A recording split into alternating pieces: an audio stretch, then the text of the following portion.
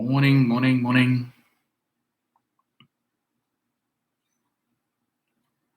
Carol, morning. Rosemary McKechnie, good morning. Francis Macmillan, morning. Annette Baird, morning. Denise Coggins, good morning to you. Morning, Teresa. How is the snow treating you out there in Canada? Alison Boyce, good morning to all of the Allisons. Alison Rogers, Joseph, good morning. Candice, Joseph, morning. What's this? Kathleen Key, Pauline Buckmeyer, good morning. Debbie Marquis, Ruben Rogers, David Clark, good morning to all of you guys.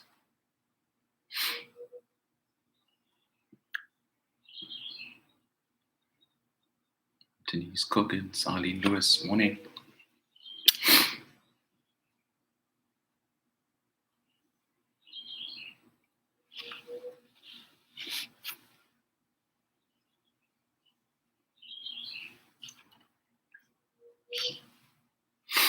Veronica Jack, good morning. Hazel Thompson, Leon Graves, morning, sir. Kevin Thomas, morning.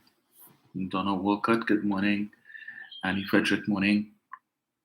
Annette Neptune, good morning to you as well. 683, all right. Folks on Morning Joy, Raymond Penny, good morning. Folks on Facebook, you'll hear me good this morning. Let's see.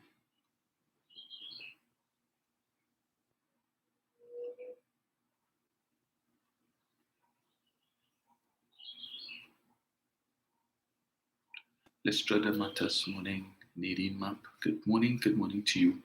Trevor, my friend, morning, sir. Judy King, good morning.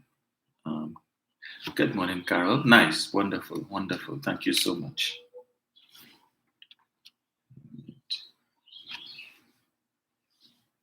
Evelyn Clark, good morning. Thank you, Annette, loud and clear on YouTube. Great. Oh, wonderful. Alison Samuel, good morning.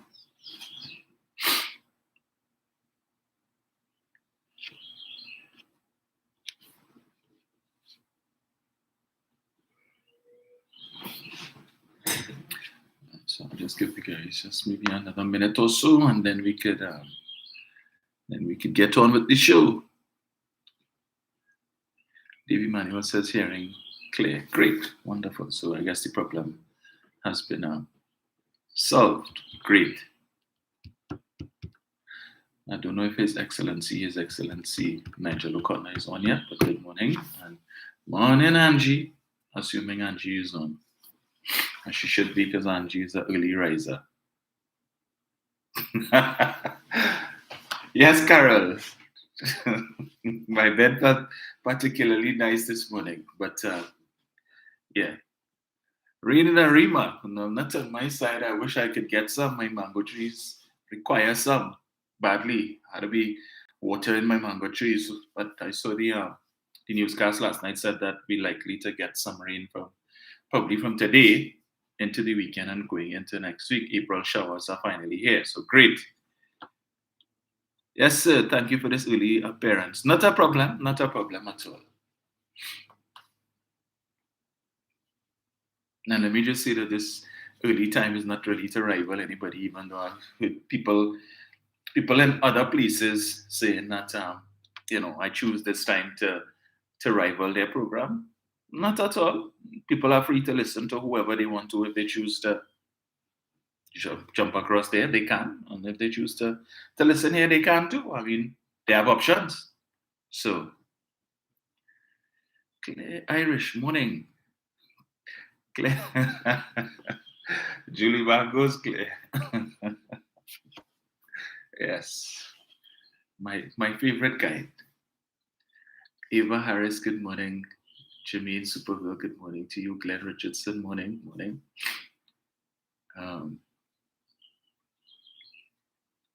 Lawrence Gibbs, morning to you, sir. Right, so I think we can start, and the other folks will fall in the meantime.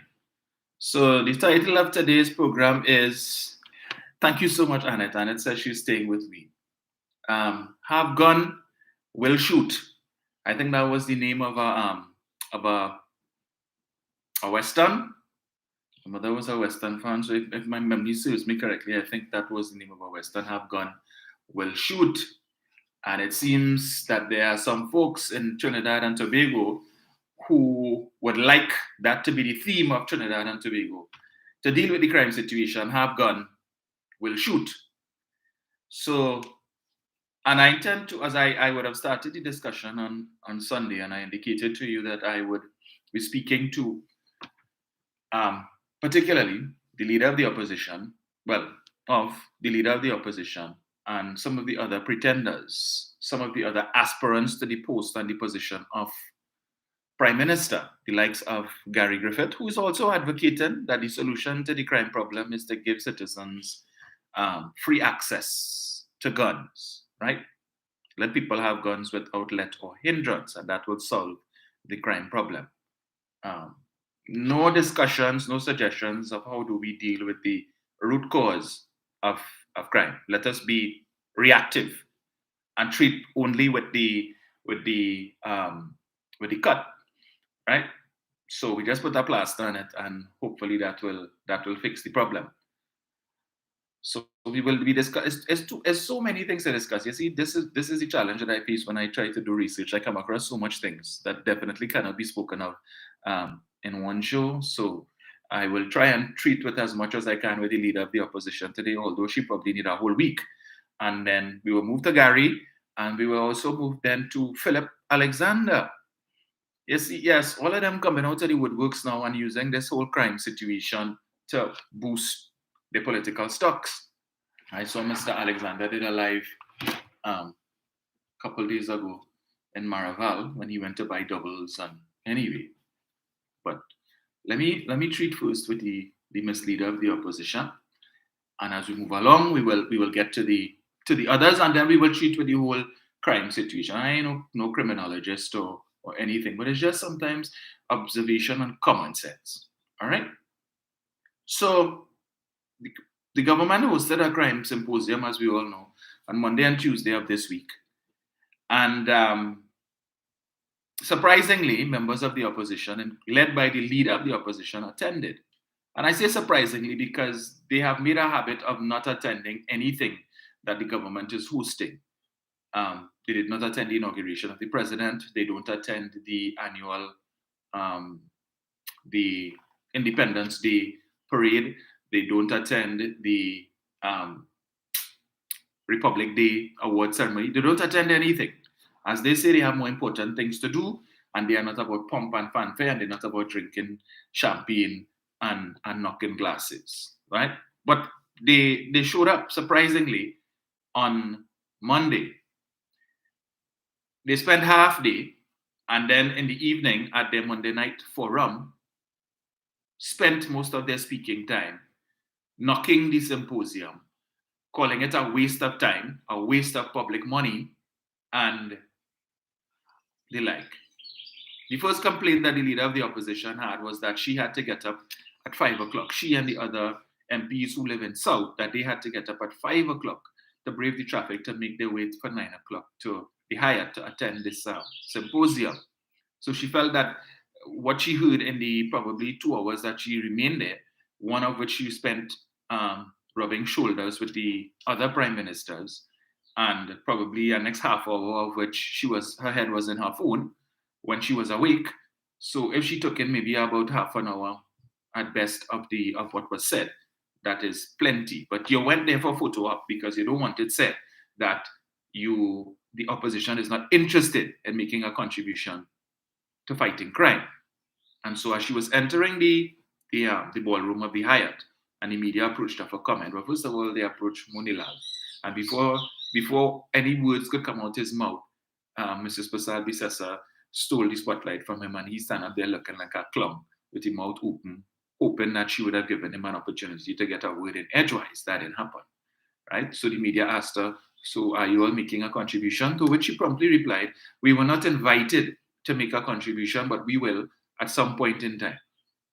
if you were interested in making a contribution, and I'm sure if it is that you had written to the secretariat or whoever was responsible for organizing that event, they would have been more than happy to allow you to speak, because I saw entities, representatives of civil society who were there, representatives of the private sector who were there, and they spoke. So I don't think that the government would have had an issue with allowing the opposition of Trinidad and Tobago to speak, if only not to give them any talking point to say, well, they didn't want us to be a part of the symposium and so on. So if she had made the request, even if she was the only one to speak, notwithstanding the fact that what she would have said and nothing would have been the same, she would have been given the opportunity. But as is the norm with the UNC, they know how to play the game. I will hand it to them. They know how to play the game very, very well, just like they do in Parliament. When they want to debate issues that they know are near and dear to the hearts of the citizens of this country, issues of crime, issues of cost of living, the rise in food prices and inflation, all of these things. What do? They bring it, they raise the issue to debate in the Parliament as a matter of urgent, that the matter is urgent and important. But they always raise it under the wrong standing order, right? Under the wrong standing order, deliberately, knowing that the Speaker has to abide, as the presiding officer of the House, has to abide by the standing orders. The standing orders which were agreed to by the opposition and the government. So you raise the issue under the wrong standing order, knowing that the Speaker would have no choice but to stand down or to decline the motion on the basis that it was raised under the wrong standing order, and that she would recommend that you refile the motion under the correct standing order. They always do that. And then afterwards, now they run to the media to say, well, we tried to raise the issue of crime, or we tried to raise this issue or that issue, and the biased speaker shut it down. But they wouldn't tell you that they deliberately raised it under the wrong standing order. And the supporters don't know that. Or do they? Or they choose not to know, right? But I always make the point with respect to that the opposition has something called Private Members' Day. One Friday every month, where they could debate anything that they want. Anything that they want to debate, they could. The Speaker has no say. Speaker, they don't have to ask the Speaker's permission. They can come and talk about anything, debate any issue that they want. If it is so important, why is it that when you raise an issue that you believe is of national importance under the wrong standing order and the Speaker shoots it down, which is your plan, why you don't use Private Members' Day to come back and discuss it? They don't ever do that. When Private Members' Day comes, they will debate something else. So in the space of a week or 2 weeks, this issue that was so urgent and important is no longer urgent and important, that you could devote Private Members' Day, which is your day, the opposition day, to debate whatever they want. They don't ever bring it back. But nobody don't talk about it, right? Nobody calls them out on that BS that they engage in.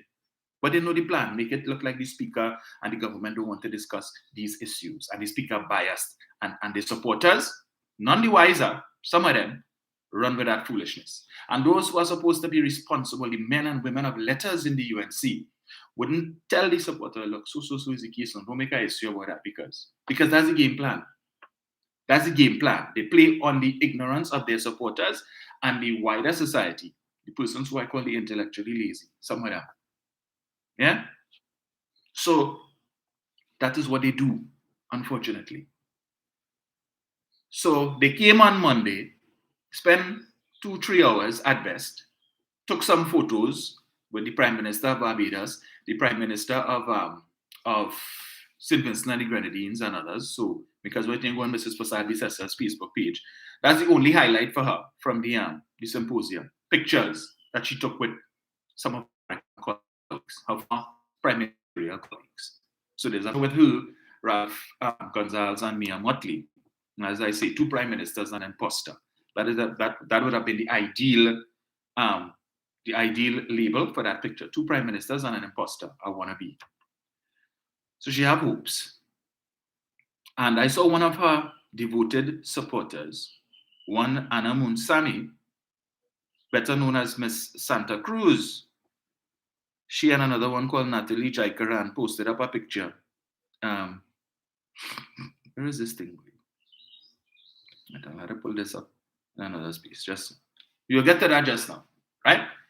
And they bad mouth and bad talk the symposium. It was a waste of time, a waste of money. And so the Doglaya did his live doubles and coffee. You want to know how much millions were spent? Let me just put it into perspective for the supporters of the UNC, right? The government owns the Hyatt. All right? The state owns the Hyatt. You, the taxpayer, own the Hyatt.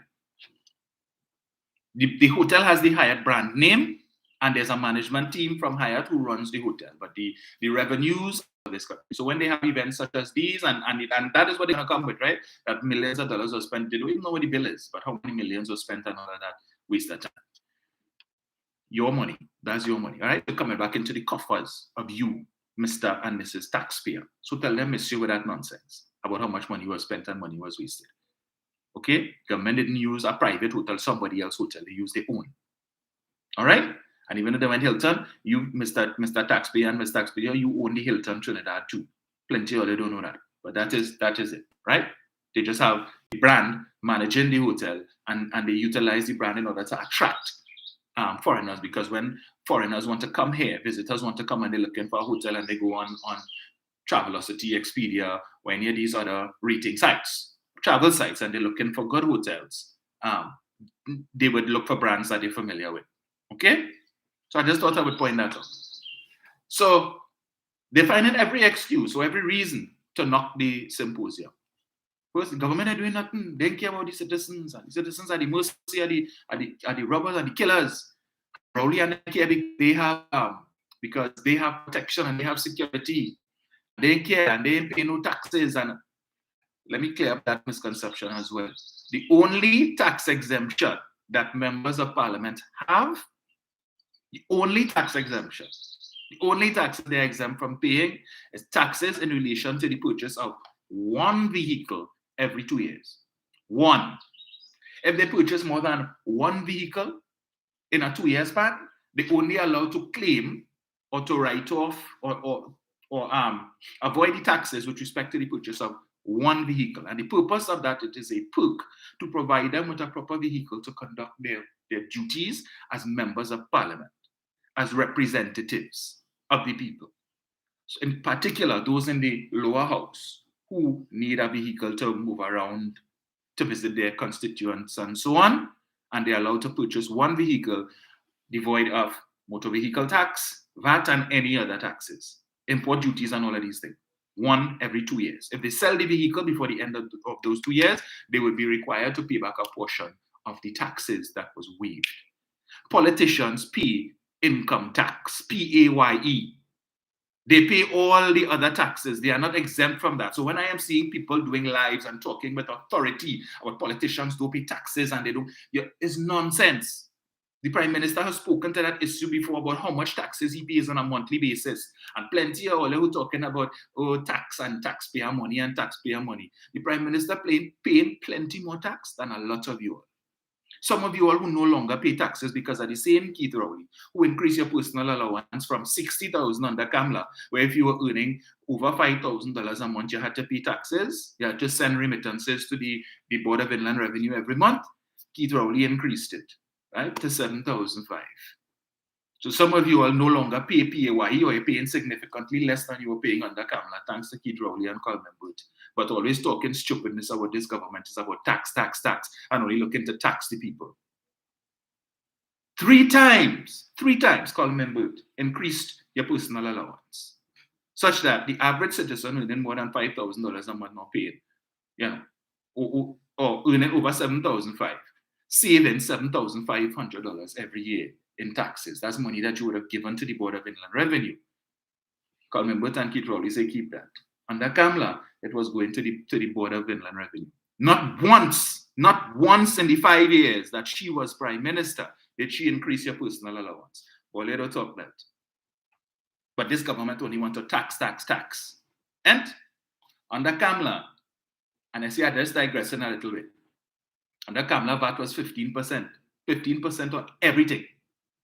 They claim they took off VAT off of 7,000 food items, but ask them to provide the list of the 7,000 food items. They can't do that.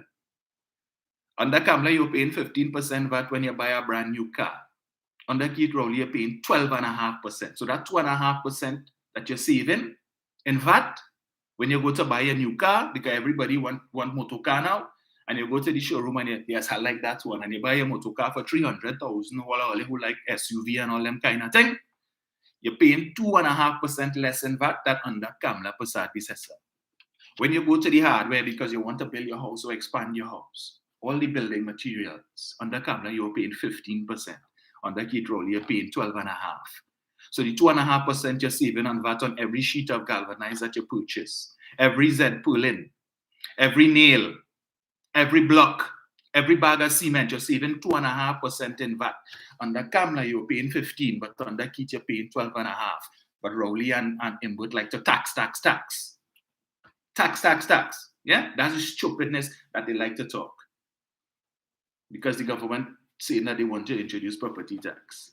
Everywhere else, all of them who complain and talk about tax the tax, own property abroad and paying the tax without any issue. Without any issue, they're paying it. All of these businessmen who talking about the crime will cause them to migrate. Migrate and go where? All they don't like to pay property tax, whether it's on your private, your personal property, your house, or your business. All you ain't paying no property tax. You will leave here because of crime to run to the US, start to pay property tax on your house and your business. Start to pay estate tax over there when you're dead. 40% of the value of your estate. If you don't put things in proper place and perspective, and as an outsider, you're not a citizen of the US, but when you run there as a resident, you're a resident alien. That's what they consider you. So you could own how much property you want over there. 40% is the estate tax when you're dead in the US. The IRS want. Yes, they have things in place that you could do with the trust funds and all of these different things, and marital deduction, and you could transfer your property to your spouse and then defer the tax. But at some point in time, the tax will have to be paid. So you'll leave here. When you're dead here, your family getting property, whatever it is you have to pay no tax on your estate. No tax. Right? It just transfer. The only thing you might have to do is to pay a little legal fees to the lawyer to go to the court and file whatever documents and do whatever searches in order to facilitate transfer of title. But the state not asking you for 40% of the value of your property in taxes, but you're going to leave here because of crime to run over there to pay that rent, and we ship it. Well, I'm fine. If all you want to do that, no problem. There's less stress here for those of us who are to be here and all the griping all the time. But coming back to the main topic, we'll talk that another time. Yes. Have gun, will shoot. So, as I told you all before, let's no, I'm not stop this here. As I told you all before, come now. It seems as the days go along, the UNC continues to make up ideas and strategies on how to deal with the crime plan and telling you, well, when we come back in office, we will do this. And when we come back in office, we're going to do that. So with each day that passes and as certain things happen, somebody gets a light bulb moment. It's a pop and the pop punch. Oh, idea came to mind. Hey, yes, that's a good idea. So the first thing, which is in the manifesto for 2020 and it's coming back in 2025, as I told you all before, 4 ministries that deal with crime.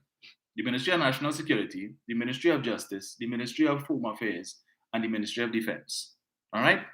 So that is 4 ministers who will be collecting salary every month. So we already know we're going to get a bloated cabinet under the Prime Ministership of Kamla Prasad Visesa. 33 in the last one.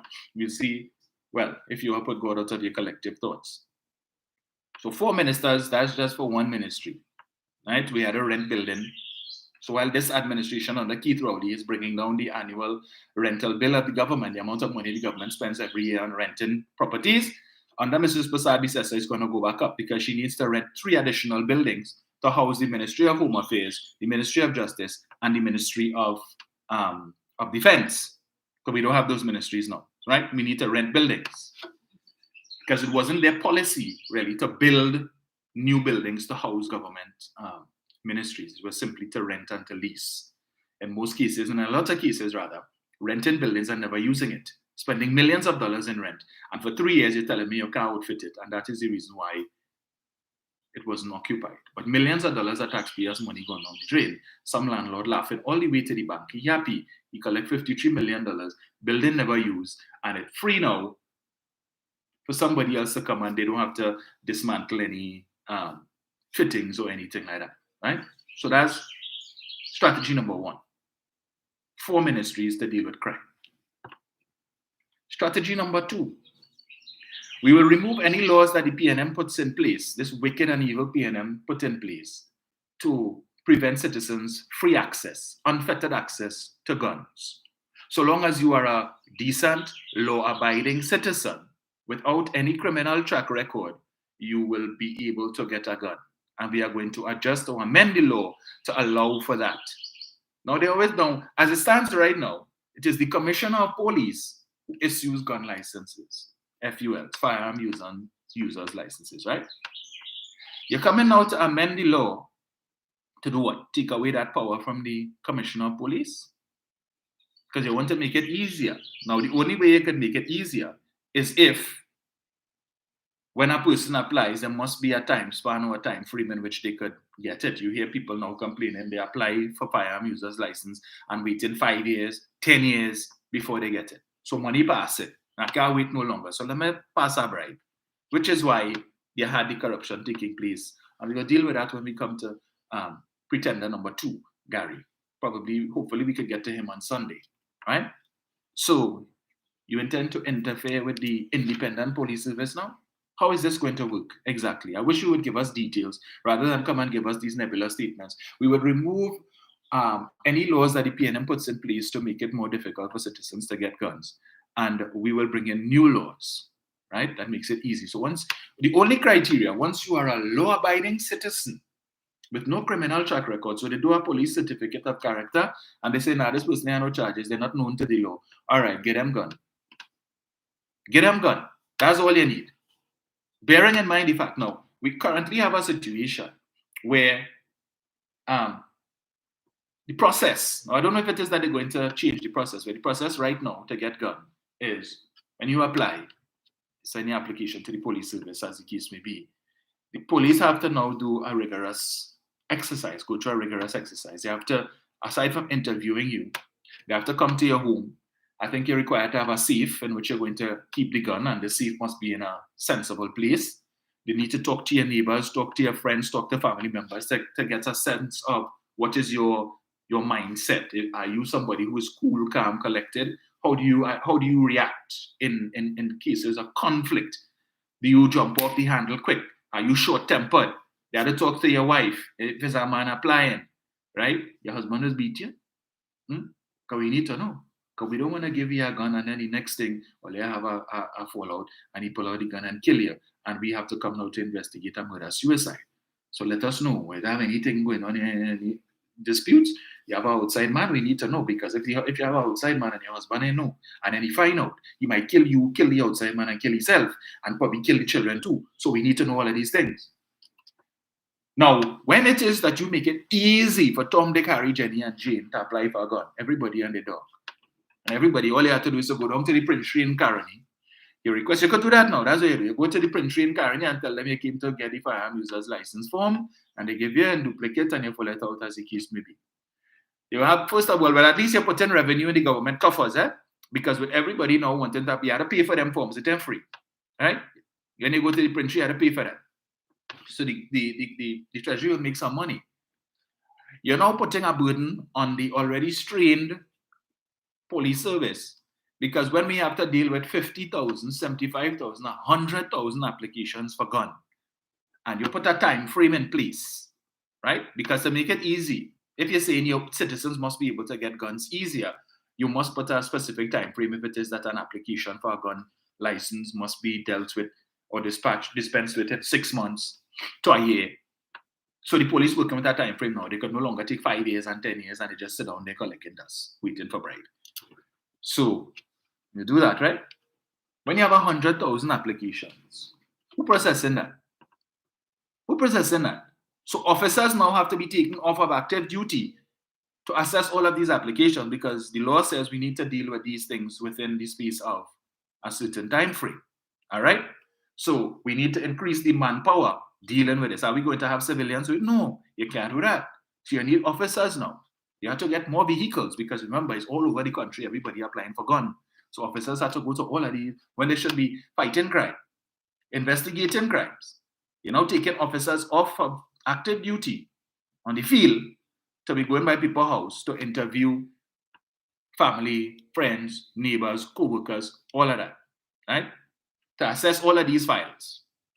Now, if you keep it and it's one commissioner has to approve all of these files, when the commissioner finding time to do the main job, which is to run the police service. Because at any given time, at any given day, you have a stack of applications for gun license for you to go through. It's not just a sign off.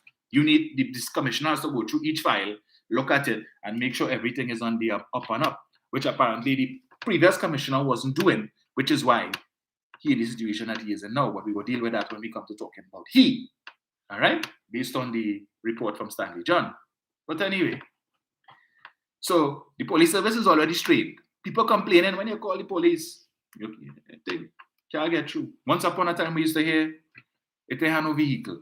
We don't hear that. I haven't heard people complain about no vehicle in a while. That's not. Let me just get right.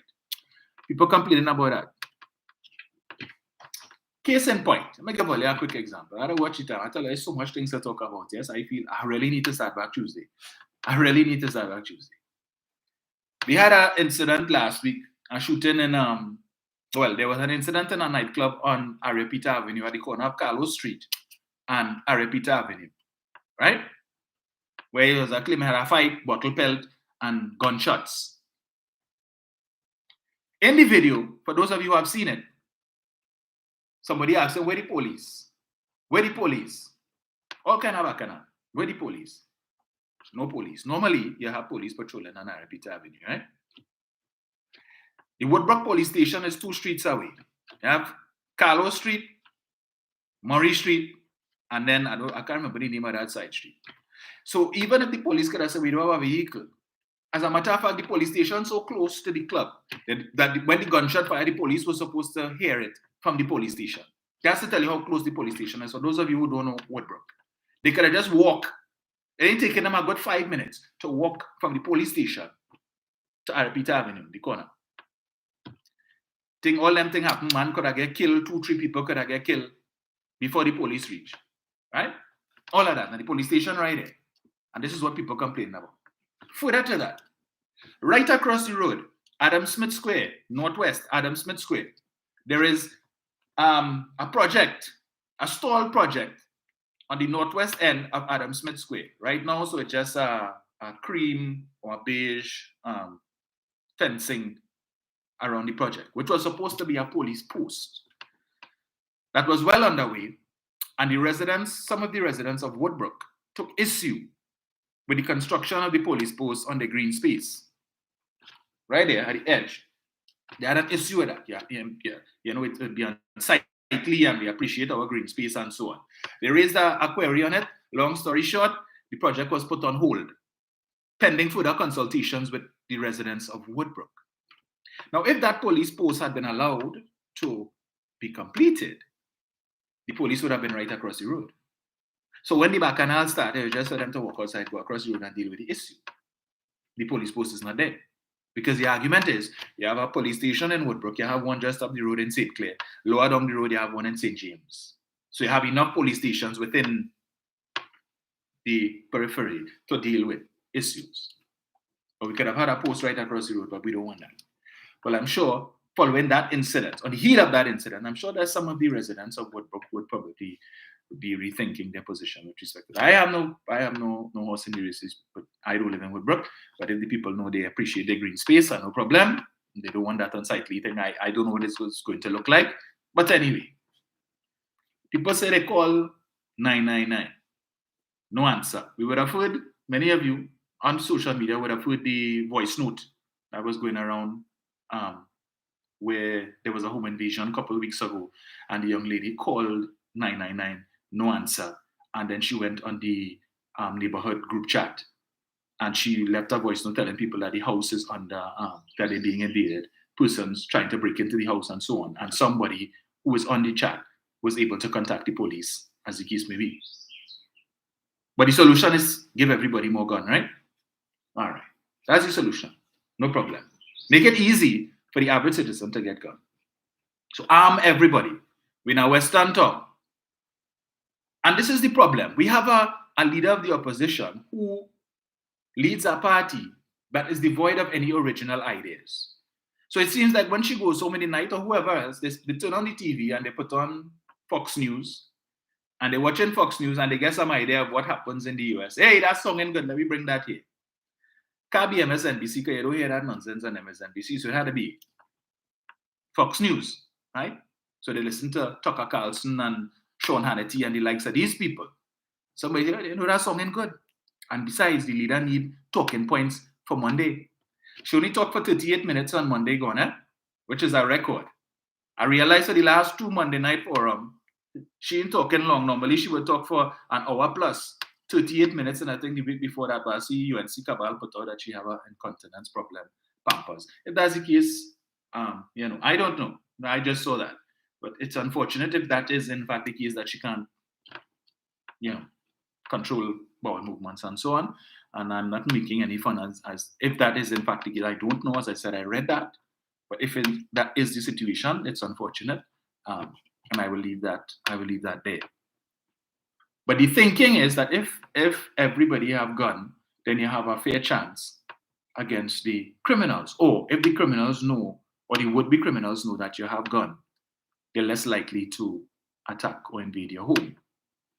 You all recall there was an incident, was it, if not early last year, could have been year before, no later than that, where there was a home invasion in West Moorings. I think it was Cherry Circular or something, just by the lights by Columbus Circle around there in that road that leads to St. Anthony's College, where some men invaded a home and there was a shootout between, well, I don't know if it was, somebody related to the home and the bandits, and it resulted in the death of one of the residents of the house. I think the lady, the owner of the house, she died because of, in the exchange of gunfire. I think her brother was the one with the gun.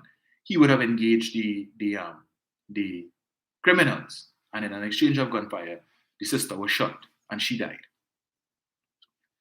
But I'm not telling you that is the answer to the problem. Give everybody gun. As she said in her Monday night forum, imagine you as a man, you sit down in your house and you hear gunshots outside, and you're like a sitting duck. What can you do? You feel emasculated because you're hearing gunshot outside, and you can't do nothing. You have to run and hide under the bed or run and hide under the sink. Yeah, and the children in fear and your wife in fear, and you can't do nothing because you're hearing gunshots outside. The gunshots outside related to you? Why are there gunshots outside? If you sit down in your house, and if I in my house and I hear gunshots outside, I not getting up to go outside. I'm not involved in no crime, right? And if they're not shooting my house and there's people on the street, what are you going outside for? But here, imagine you as a man, you would feel emasculated. What you're going to do? Run outside with a cutlass or a knife? So you have a gun. Hey, let me play police. Yeah, it's my neighborhood. My neighborhood is an extension of my property. I need to assist.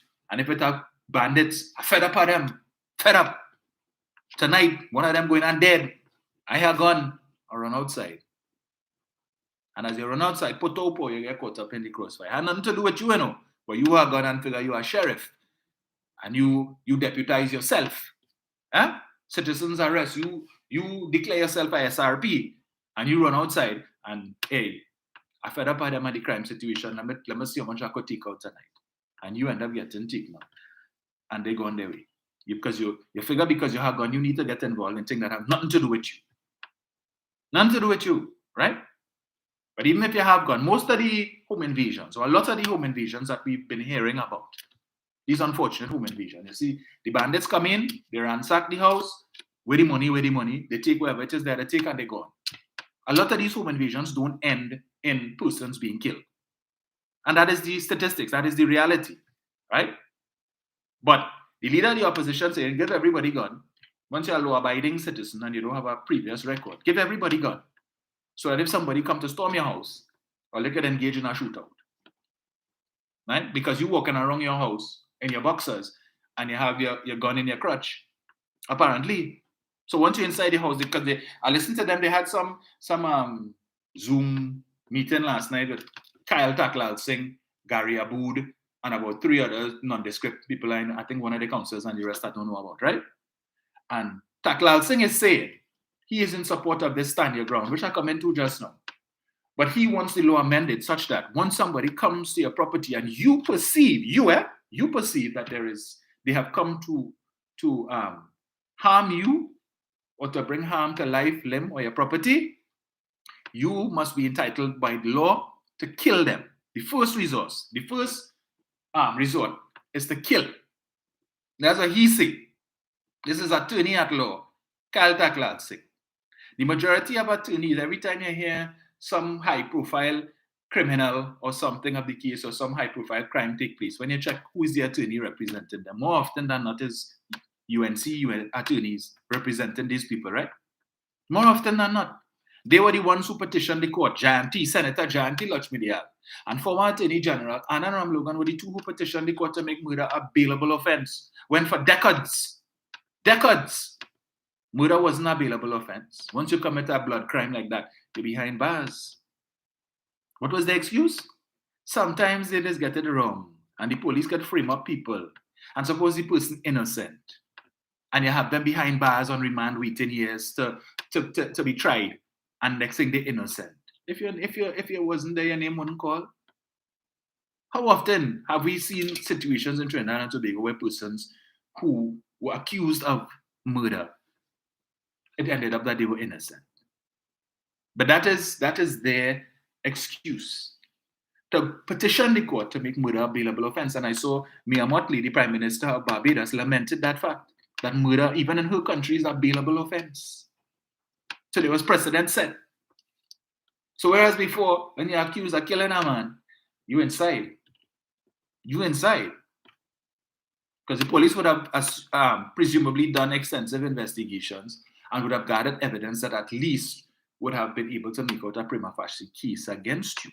And so you inside, but no, you could get bail. And it's at the discretion of the judge. Don't listen to the PNM telling you that a person could just automatically apply for bail and get through. It is at the discretion of the magistrate or the judge. But when you have attorneys the likes of Anand Ramlogan, Gerald Ramding, Jayanti Lakshmi-Dayal, and others, chances are you won't get through. You won't get through. And we saw that. We had a couple of people who were charged for murder and are out on bail. But we get them the benefit of the doubt, right? Due process, innocent until proven guilty. So if in fact they're guilty and they kill, you get bail for them so they could go back out and kill again while they're waiting to be tried. Yeah?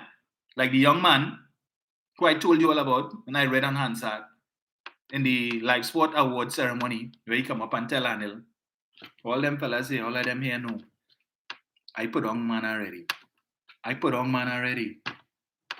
Right? Don't let this program stop, you know. This program, the children tell me they're happy that I put on the gun. But when the program stopped, did he go back and put on more man? Oh no, I don't know. But that just went by the wayside, right? But according to Taklal Singh, and he's firm with it, that if anybody come in my house, I want to be able to have the right to kill them. Whether they come with, I don't care if they come with a broken carry bottle. I don't care if they come with a knife or a cutlass or a hammer or something, you know, of that sort to rob. I don't care. Once you come in my property, I have a gun. The law now, according to him, says you must use reasonable force. Reasonable force. So if you could avoid killing the person, then do that. Reasonable force. He's upset with that. This word, and Kamala is upset with that too. Reasonable force. They want it to be, once the person come on your property, you must have the right of first resort to kill them. Or as Taklal Singh said, kill or seriously maim them. Right? Kill them, or at least wound them to the point where they're incapacitated for the rest of their life. You leave them paralyzed probably from the neck down. That's what we want to do. We want to promote vigilante justice. So when it is that you see sometimes, for instance, you remember there was, I can't remember, well, not last year or year before, I think it was, where there was a guy was accused of interfering with a schoolgirl. I think it was in Oropoon, right? And they claimed that he was a predator, whatever it is. And some of the residents from the area went and found the man and beat him, put a good licking on him, and he eventually died.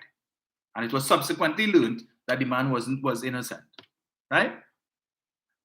And the police were contemplating charging some of the residents. I don't know whatever came out of that, whether or not persons were charged. But now you have gone.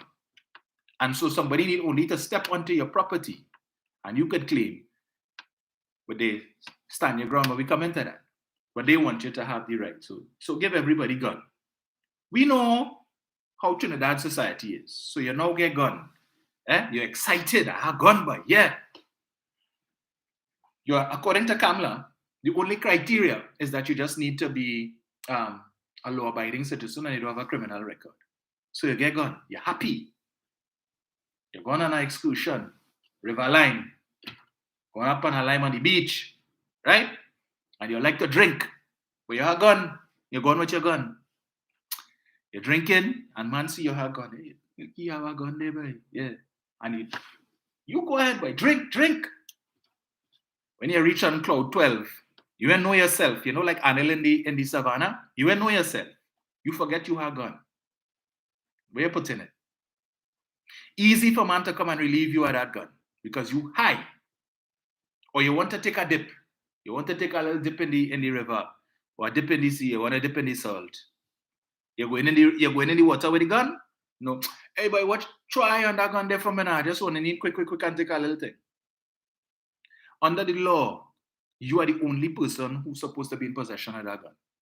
The firearm user's license, so you are the only person authorized by law to be in possession of that gun. So the fact that you want to take a dip and you're going on the beach or the river with your gun, right? And you want to take a dip and you ask your partner, your wife, or whoever to throw an eye on the gun, you have already broken the law. You have already broken the law. You and the person who you tell throw an eye, that person is in their possession now. They are in possession, illegal possession of a firearm because they are not authorized to be in possession of a firearm. But that's what Kamla say. Get them gun, right? You know, again, we know how Trinidad society is, right? Your neighbor having a lime, he get gun, he happy, he throw a lime, but the lime, whatever it is. Since 2 o'clock in the morning, 2 o'clock in the day, he drinking. Music blasting loud. And you have to go to work the next day. Right? You have children in your house. And the music he playing is the most raw music. Gunman in your hole. All them kind of song he playing. If your man can, better you're somebody else. And all that kind of thing. And you, now, your children listening to that. You don't want your children listening to that. To be learning that kind of lyrics. All right. But you bed for the day. And then 1 o'clock in the morning, music still blasting. You have to get up 5 o'clock to go to work. Your children have to get up to go to school. You decide you're going across by the neighbor to ask him to turn on the music. And by now, he on cloud 15 because his whole day he drinking. But he's so and so, use you. You want to tell me what to do in my own so and so place? You want me to shoot up your so and so tonight? Or? And he gone inside and come back out with the gun to brandish. To show you he had a gun. And all you did was just to come to ask him to turn down the music a little bit because it's 1 o'clock in the morning and he ain't care. And he come out brandishing the gun. But you ain't know it's me, boy. They will kill you so and so here tonight. And the wife, well, no, go, boy, behave yourself now. And she calling the brother, or whoever, boy, come and talk to your brother now. Or the son. So I said, go inside now, boy, behave yourself now. And he figure because he had a gun, he's a bad man. And brandishing the gun and realize that the safety off. Pow! Man dead. All because he just come across to ask you to turn on the music. Or he come across to tell you the lyrics and that the music a little too raw and it had children in the yard. Have a heart. But you under the influence, right? You drinking a whole day and want to brandish gun because you have a gun. Right? You kill somebody and then you go and sit down in the prison. Oh God, officer, the boss are sorry. The firearms and so on, and it is to protect your lives. It is not for you to brandish. And so that is Trinidad society. That's how we operate. Man under the influence. You have a gun. That's how to settle it. A little thing. Your neighbor doing a little work. The boundary line, the fence line, whatever it is, you vex. Cuss out. Whole day all you're cussing each other. Right? And you might have a little short temper, and because you have a gun, you come to brandish. It may not necessarily be that you pull the gun because you intend to shoot, But when they bring the stand your ground law, it says you are under no obligation to retreat. Walk up in the man's face, challenge him. And if you only raise his hand to push you, he dead. Stand your ground. What's the excuse? My life was threatened. My life was threatened. So we make it easier for citizens to get guns. So we didn't have gunman to know. Everybody had a gun. So the gunman run inside your house, you have a gun. When he shoot you, he take the gun and the gun with it. So he keep it 1, but he leave it 2. And if it is you have more in the house, because we saw under Motomouth, where one person who I think a former member of the Police Service Commission, he received 7 gun FUL licenses, and the wife received 3. So in one household, you had 10 guns. 10. So when somebody working in the police service, wherever it is, this household had 10 guns. And he running a drug block. Say, hey, see this house here? I give you this address. They had 10 guns in the house. 10. Deal with that. Easiest way to get gun, you have to spend no money. You run up inside there, the owner, you don't care. Right? You wait until the owner pull up, you watching, you monitoring, 2 weeks, 3 weeks, you're watching, you know what time he coming home. If it is that he had to come out the car to open the gate. Right? You deal with the case one time. He's not expecting to get ambushed. Or you have electric gate, and as soon as you drive in, you pull up, you deal with the case too. Shoot him right there in the garage. And you run inside, your wife there, or wherever you run up on him, even the unsuspecting, probably have the gun on him, probably doesn't. But you run up on him quick. He's a quick draw.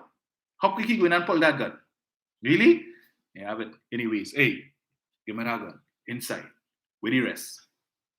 I come at 1, but I leave at 11. How many of these households have multiple guns? Multiple. So they just flood the market, flood the country with guns to make it easier for the criminals. We even want to import nothing anymore because everybody have now, and you could just go and hold up a household and take it. Who is the fastest draw between the two? Right, but that's the solution. Solution number 3, stand your ground. Stand your ground.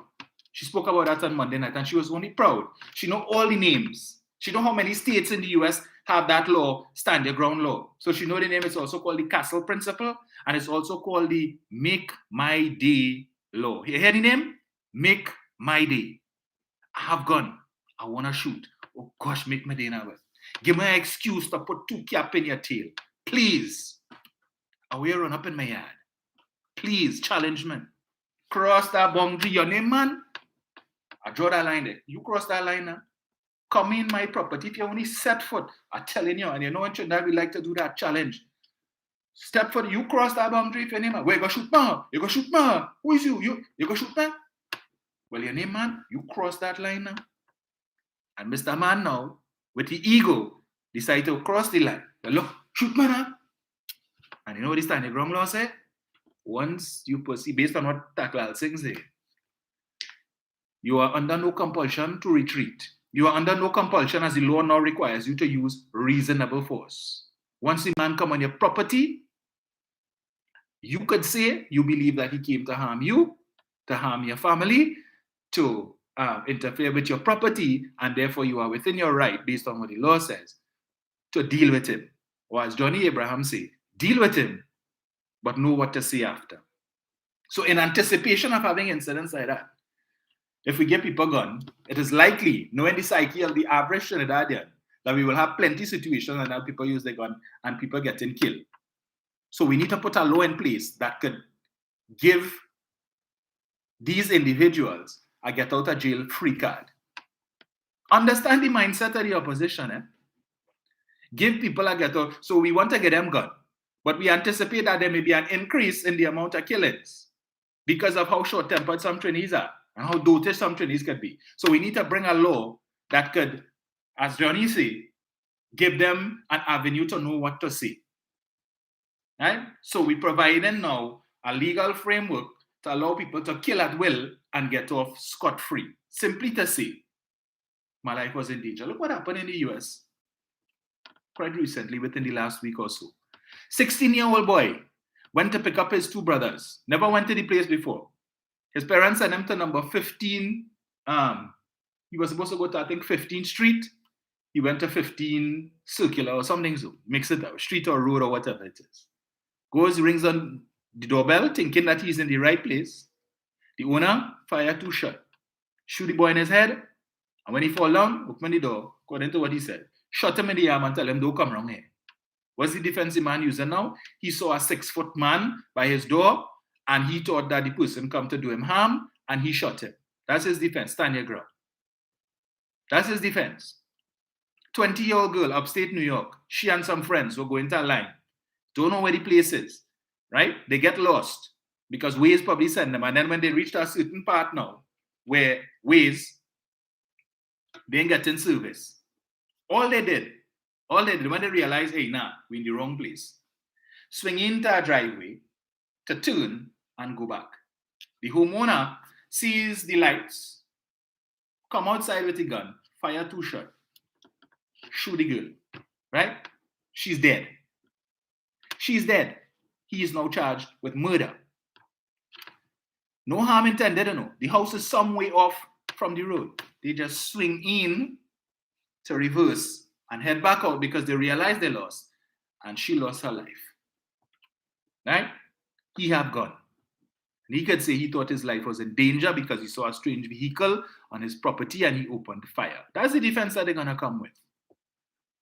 Ample opportunities. But according to the leader of the opposition, that's what we need to do. Not to treat with what causing the crime and what is fueling these criminals. As we will, I don't think I'll have time to discuss that today, but I will get to that. And when I get to that point, some of you mightn't like what I have to say, but I'm going to say it anyway. Because as Twiggy has said, we need to stop drinking cocoa tea and Lipton tea and start drinking reality. And some of us in this country need a reality check. Let me read this one. Stand your ground laws are a greater health threat than mass shootings. Let me see here. Wait it says. I ain't going to read the whole thing, but let me get this here. The foundation of stand your ground laws is a legal concept called the Castle Doctrine. What's Kamala call it?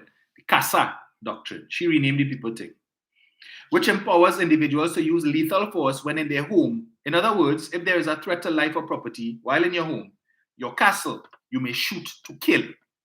Even if you can retreat. Yeah, they say, even if you can retreat to safety. What stand your ground laws do is extend the geography of one's castle to any public space. So in short, you have no duty to retreat from a threat in public spaces, even when you can safely do so. So stand your ground is not limited to your property alone. All right? Not limited to your property alone. We saw in the US, again, stand your ground. A man get killed for a parking spot. A parking spot. Because he coming in, the next fella, he swinging the parking spot first. But the fella was waiting. Because you know sometimes that has happened, right? You go to the mall, you go to the grocery, and Chinese have a way. We don't like to park far.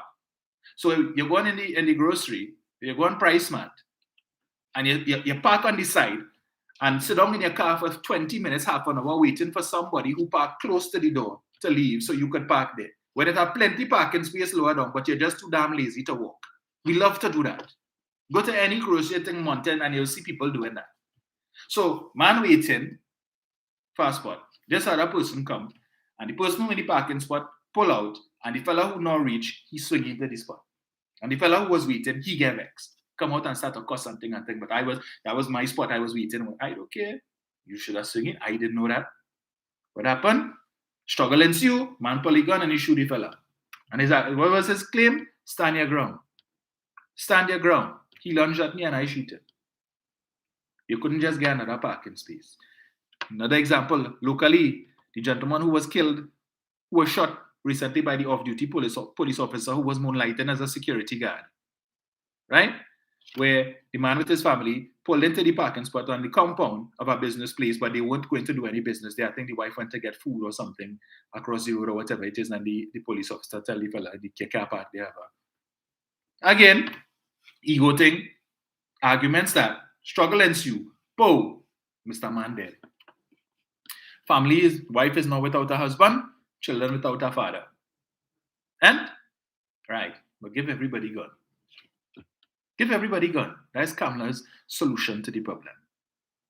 Since there is no federal law requiring you to retreat from a public threat, many states have filled that void. More than half have passed laws allowing individuals to use lethal force in public if they feel their life is in danger. Most do not mandate a duty to retreat, even when the person being threatened can safely do so. So if somebody come in your property, or even if it's not your property, but you're in an altercation and you could jump in your car and leave without any threat of harm, the stand your ground law says you don't have to do that. You could continue to engage in the altercation until somebody lose their cool and bust a shot. That's the solution of the opposition, the responsible opposition, the government in waiting. This result has been an increase, or rather the result has been an increase in firearm-related homicides, injuries and incarceration with no evidence of a decrease in crime. Ostensibly, these laws were meant to deter violent crime, and they do not. Instead, stand your ground laws increase firearm-related injuries and death. In fact, in comparison to mass shootings, which comprise less than 1% of the more than 45,000 annual firearm-related deaths, a study published in JAMA showed that stand your ground laws led to an increase in 700 deaths per year. That is several years of all mass shootings combined. Clearly, stand your ground laws are a significant, here it is, public health issue. This is an American publication. This isn't Kid Rowley didn't write this.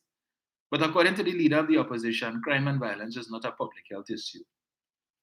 But the writer of this article, who's a doctor, he begs to differ. Let me read that for you again.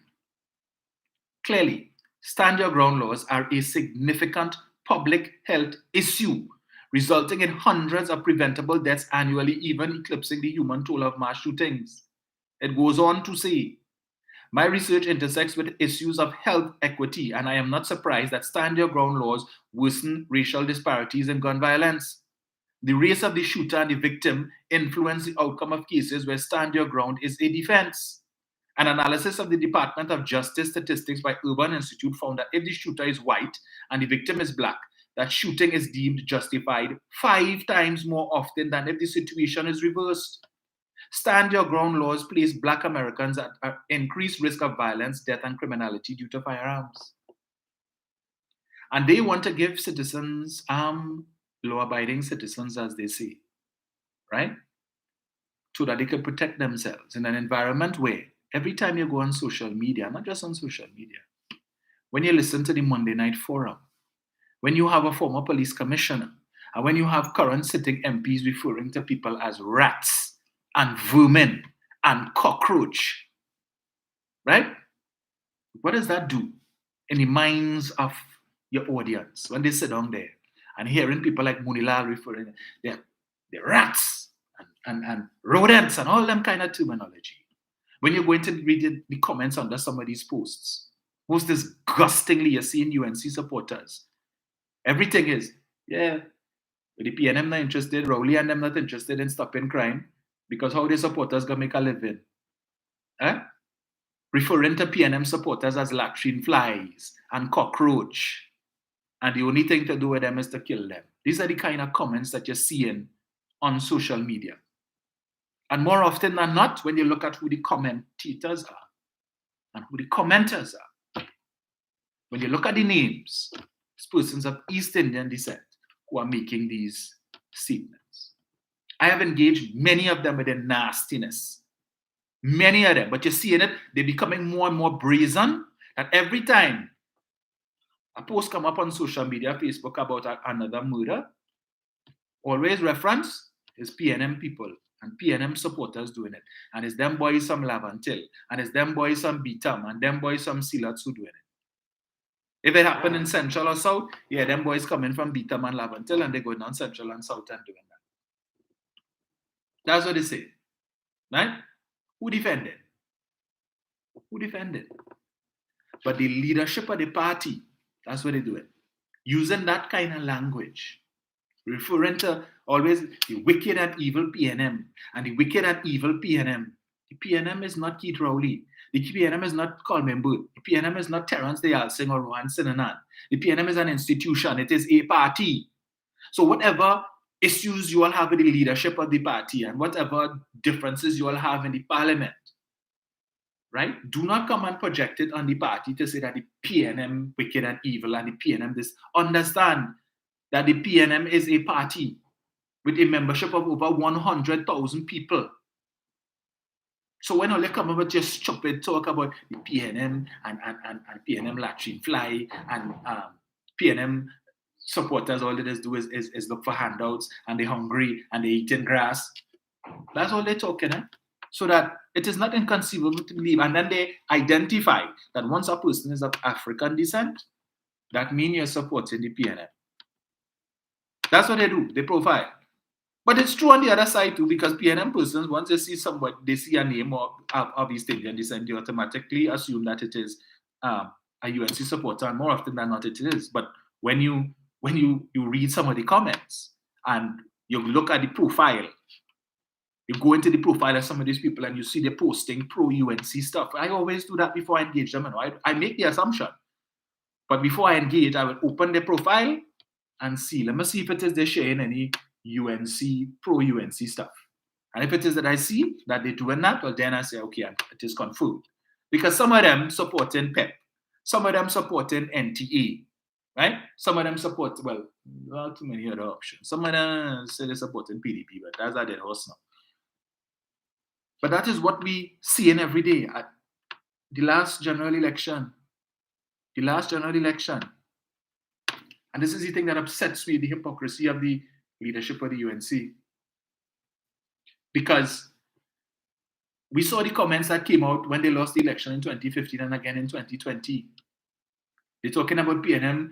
I think I saw they post up I saw a clip. Dinesh Rambali posted up a news clip, TV6 news clip, where they were talking about Juliet Davy. And some old video or some old live that Juliet did 2-3 years ago. And they combined, I think, 2 videos that she did. And I think she was making some comments about East Indian persons have benefited more under the PNM than persons of African descent or whatever it is. And then there was some, they didn't play the clip, but my understanding is that there was something said about jump the wall and go in the house, some kind of thing, so, right? And Dinesh Rambali posted up on his Facebook page and all of that, and talking about PNM people advocating violence, and Dr. Rowley must come out and speak out. And if he doesn't speak out and the leadership of the PNM don't speak out on it, then that means that the party is supporting that kind of thing.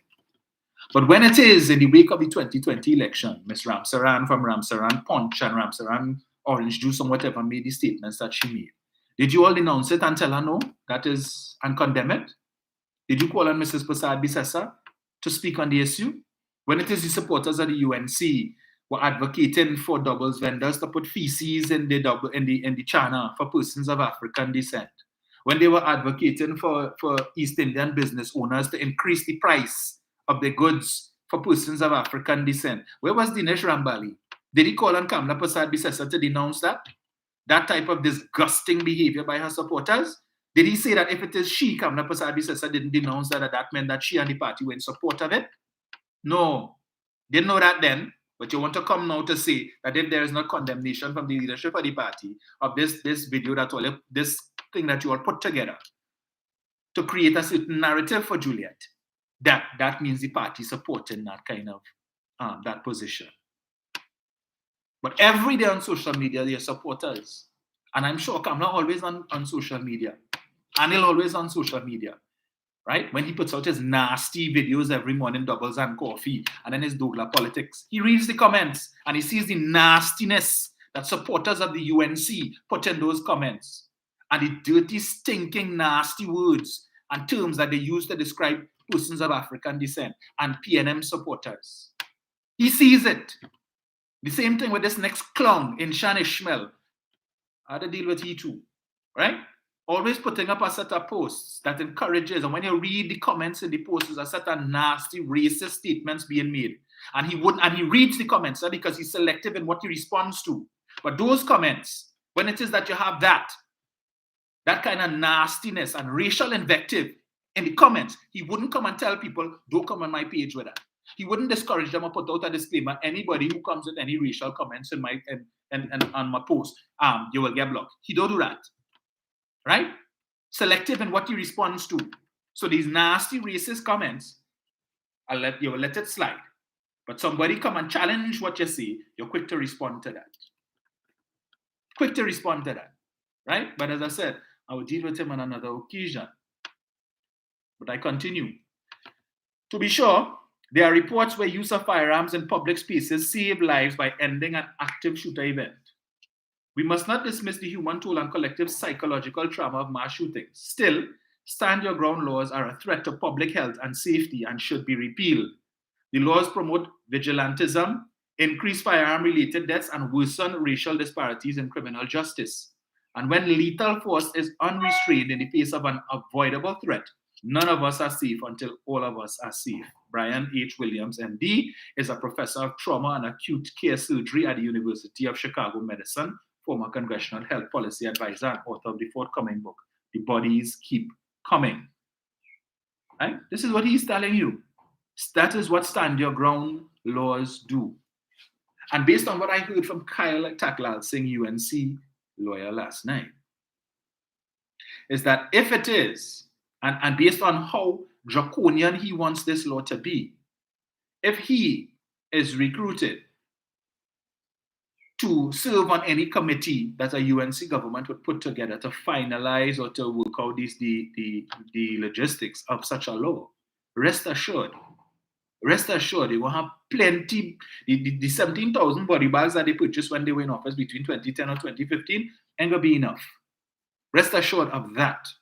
He was very firm when he said it, that he's an advocate and that he does not agree with the law as is, which says that you need to use reasonable force. Reasonable force, meaning you assess the situation. Can I quell the situation without injury to the man or myself? Is it possible for me to get this man out of the way, right, without there being any violence or any bloodshed? That is what the law requires now. If, however, you find yourself in a situation where the only way to defuse the situation or to save your life or save life and limb, is for you to maim or kill the man, then okay, the law will allow it. But the law says reasonable force, but not for you, because the law allows it, says that you don't have to retreat, that you could kill the man, that you're going to take advantage of that, to exploit the law. Because there is no fear of consequence, because there is a law in place that allows me to stand my ground. And if it is that this man charged at me, all I had to do is to pull out my gun and shoot him and just say he charged at me and I felt my life was in danger. That's all I had to do. And as I said, Mr. Taklal Singh was very, very firm. He wants this law to be as draconian as possible, that your home is your castle. Your home is your safe space. And when you reach home, you just want to relax. And if a man should come and try to breach that peace, you should have the right to deal with him however you choose, even if it is not necessary to kill the man. But if it is you frustrated with the crime situation in the country and you feel the only way to overcome this frustration is to put two cap in the backside, do it. And understand that there is a law that would allow you to walk away scot-free. And if need be, for you to do it again. For you to go and look for trouble so you could shoot people and say you were standing your ground. Provoke your neighbor who you have a bacchanal with for the longest while so he could step to you so you could deal with him. Or like Mr. Naked the other day when he went up on the land in St. Joseph and brandishing gun. Right? Understand your ground law. He could say, well, I went up there to treat with my land and these people came at me, or there was a disagreement, an argument, whatever, and one of the men had a cutlass in his hand, or you probably gone up there on the land, the man planting and he have a cutlass doing whatever it is, he have his hoe, as the case may be, and you come up there playing big time too, with your gun in your waist. Yeah? That is your land, and you come to evict. You come to evict, and you cause a ruckus. The man pull out your phone and you think and I record them wherever it is, and you decide, you feel threatened, right? Like don't come up on me, don't come up on me, Exchange of egos. So what you gonna do, man? And you pull out your gun and you shoot him, man. And it is no surprise that it is the UNC that is advocating that. Because you see, the lawyers in this country, crime for them is a business. If there is no criminality for criminal lawyers, then you have no work. You have no clients. Who are you going to represent if everybody is law abiding? Yet still Johnny Abraham is complaining that he has cases tied up in the court since 2000. It is not in the best interest of these lawyers to have these matters dispensed with. The longer it is tied up in the court, and every time you have to make a court appearance, you charge the person. Well, you got to go. These matters could, as far as they're concerned, some of them, these matters could go on for years and years. Every time I have to make a court appearance, I sure I'm making a money. So my bills will be paid every month. When they contribute to tying up the justice system because they're not available to dispense with any case, because on any given day, you're representing 2, 3, and 4, and 5 people on the same day, at the same time, in the same court, in the same building. So how the hell the justice system could work when the attorneys for these people are not available? You want to play Superman. You think you figure you are God, you are omnipresent. You could be in multiple places at the same time. And so when cases should be called and jury and panel, as I told you, based on my experience, it cannot be done because the counsel for the defense is in another area, in another court, dealing with another matter, and then could only present themselves to start to ask for a continuance so they could run to the next court and do the same thing and keep doing that over and over and frustrating the court system. And that is what they do. But understand why they do it. If it is that the matter is dispensed with and the client gets off, or as the case may be, or they go to jail as the end of the matter, no more money to get from that person. So then they come now with, they want to bring an individual law for home invasion. And according to the mistress of the mass, the misleader of the opposition, the penalty for that will be 25 years in prison for home invasion. So you break in somebody's house, the penalty for that, you get caught, the penalty for that is 25 years. 25 years. The invasion that took place last week or week before in Aranjuez, one of the suspects, one of the persons who was caught is 14 years old. 14 years. So when you hit him 25 years for home invasion, he in prison until he's 40 something, depending on how long it takes for that matter to go through the court system. And he is found guilty. So let's say it takes 3 years. So from age 18. So he in jail until he's 43 years old. And that making sense to you, right? That making sense to you because he is a victim of his parents. And that is what he is, a victim of his parents. And I've made the point before that when it is that you have parents who make decisions for themselves and not in consideration of the children, it affects your children in the long term. That when you try to normalize poverty and accept that this is what it is, so the little kakada that I'm making for the month, I will make that do. You are affecting the future of your child. So that when it is you don't have money to send the child to school, and you're not making any concerted effort to improve your lot so that you could get the money to send the child to school, and you're only happy when the child don't want to go to school, without considering the consequences that they have no passes, and the life that you have now forced on them, a life of criminality, because they're home when they should be in school, and they are available to the pusher on the corner. What do they're going to do during the day when you're not home? And you leave them home because you don't care to go to send them because you have no money today and you have no money tomorrow, right? You have money to buy a 5-piece and a 10-piece and sit down and rock back and smoke that. But you don't have money to send the children to school. You don't have money to buy books or whatever it is. And since they're not doing well in school anyway, well, it make no sense that I send you to stay home now. And then you're going to go and learn a trade maybe in the next 2-3 years, right? And in the meantime, what you tell them, when he starts to smoke weed and he's 14 years old, you could tell him don't smoke weed and you smoking it. Where is your moral authority to tell him don't smoke it? You have none. When it is that you sending him to go and buy the weed, yeah, go buy so and so, tell him send a 5-piece there for me now. What's up? What you expect to happen? So when you go to work and he go and he say, Daddy say send a 5-piece, you feel the pusher or whoever the man who's selling the weed, he care? He want to know you feel he coming to check to see if you home? He know you are accustomed sending your son to buy it. Look it. And then he go with the other wayward ones around the neighborhood and they go by the old house or the unfinished house somewhere and they're smoking their weed whole day. And that is the life that you, because of the choices and decisions that you make, you put your child in that situation. Right? You have made him available to the pusher. So when he need a little kakada, he need money now. His cabbage sit down home all day and he's hungry. There's nothing in the house. You have to wait until you come home. So right, so the pusher realizes, hey, go and hide that gun from away. Right? And then he's recruited. And eventually, he's drawn into a life of crime and he like it. Right? Because the pusher, whoever it is, who you holding the gun for, show them how to use it. And see an opportunity to use him to pull back a skull.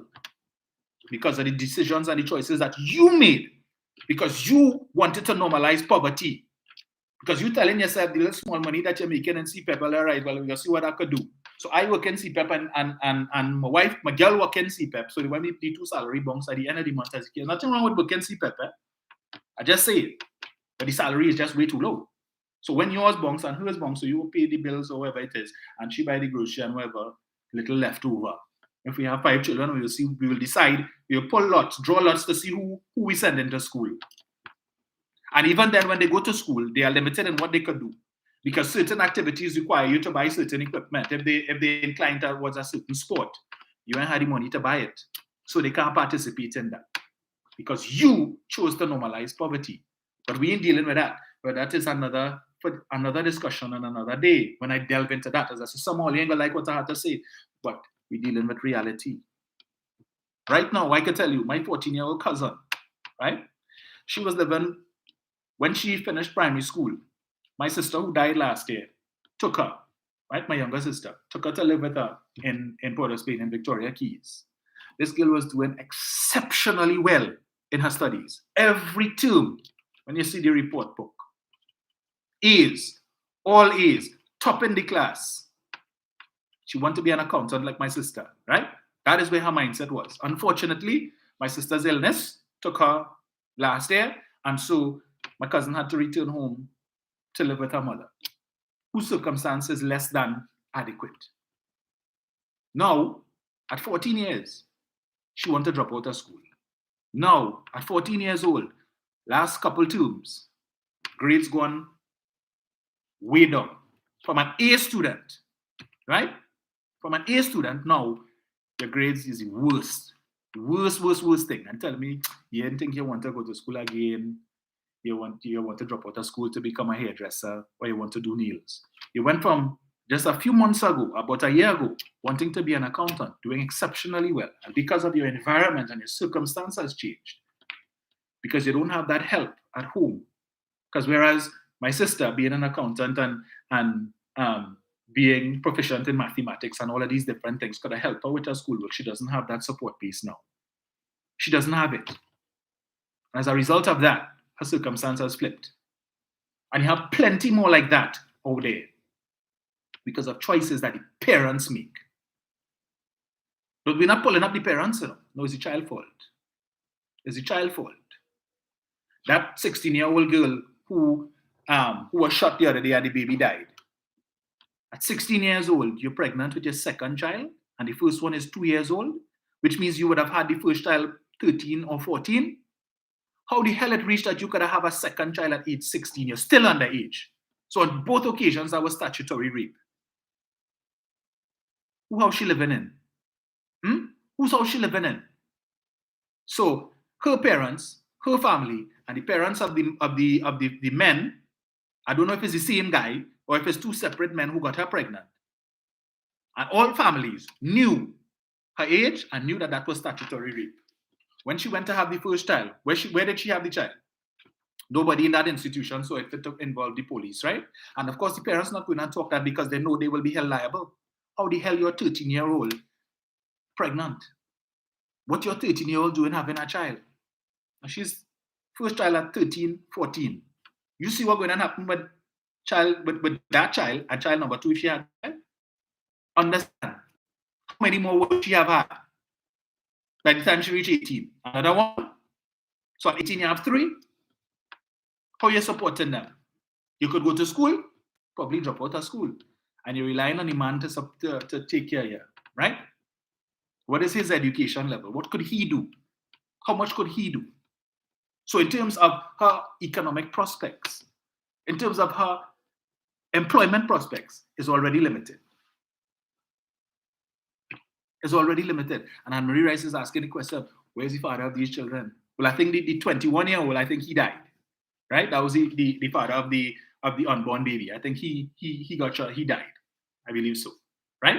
And now she finds herself in this situation because I think they interviewed the boy's mother and she was saying, well, I know, I hope she survived and all of that. You know that your 21-year-old son have a 16-year-old girlfriend and she's pregnant.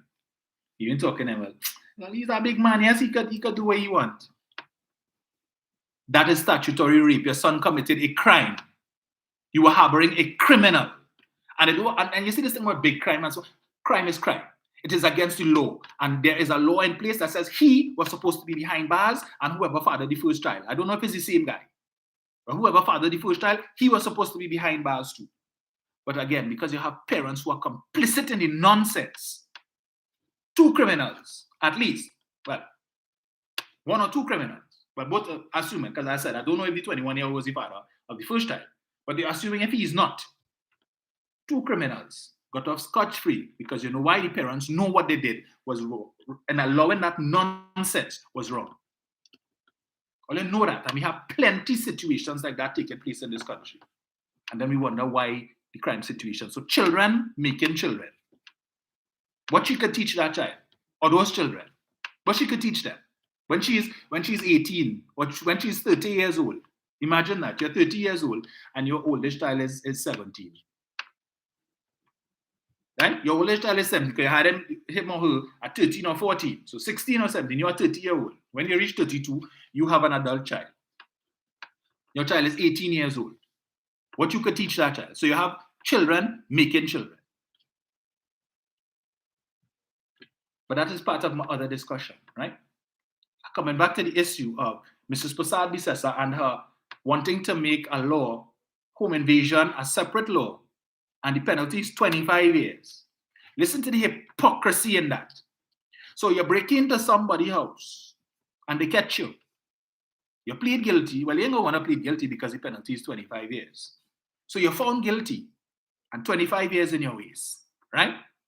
So they're saying if you break in somebody's house, the law should take away your freedom for 25 years. But if the police catch you with a gun on multiple occasions, you could get bail.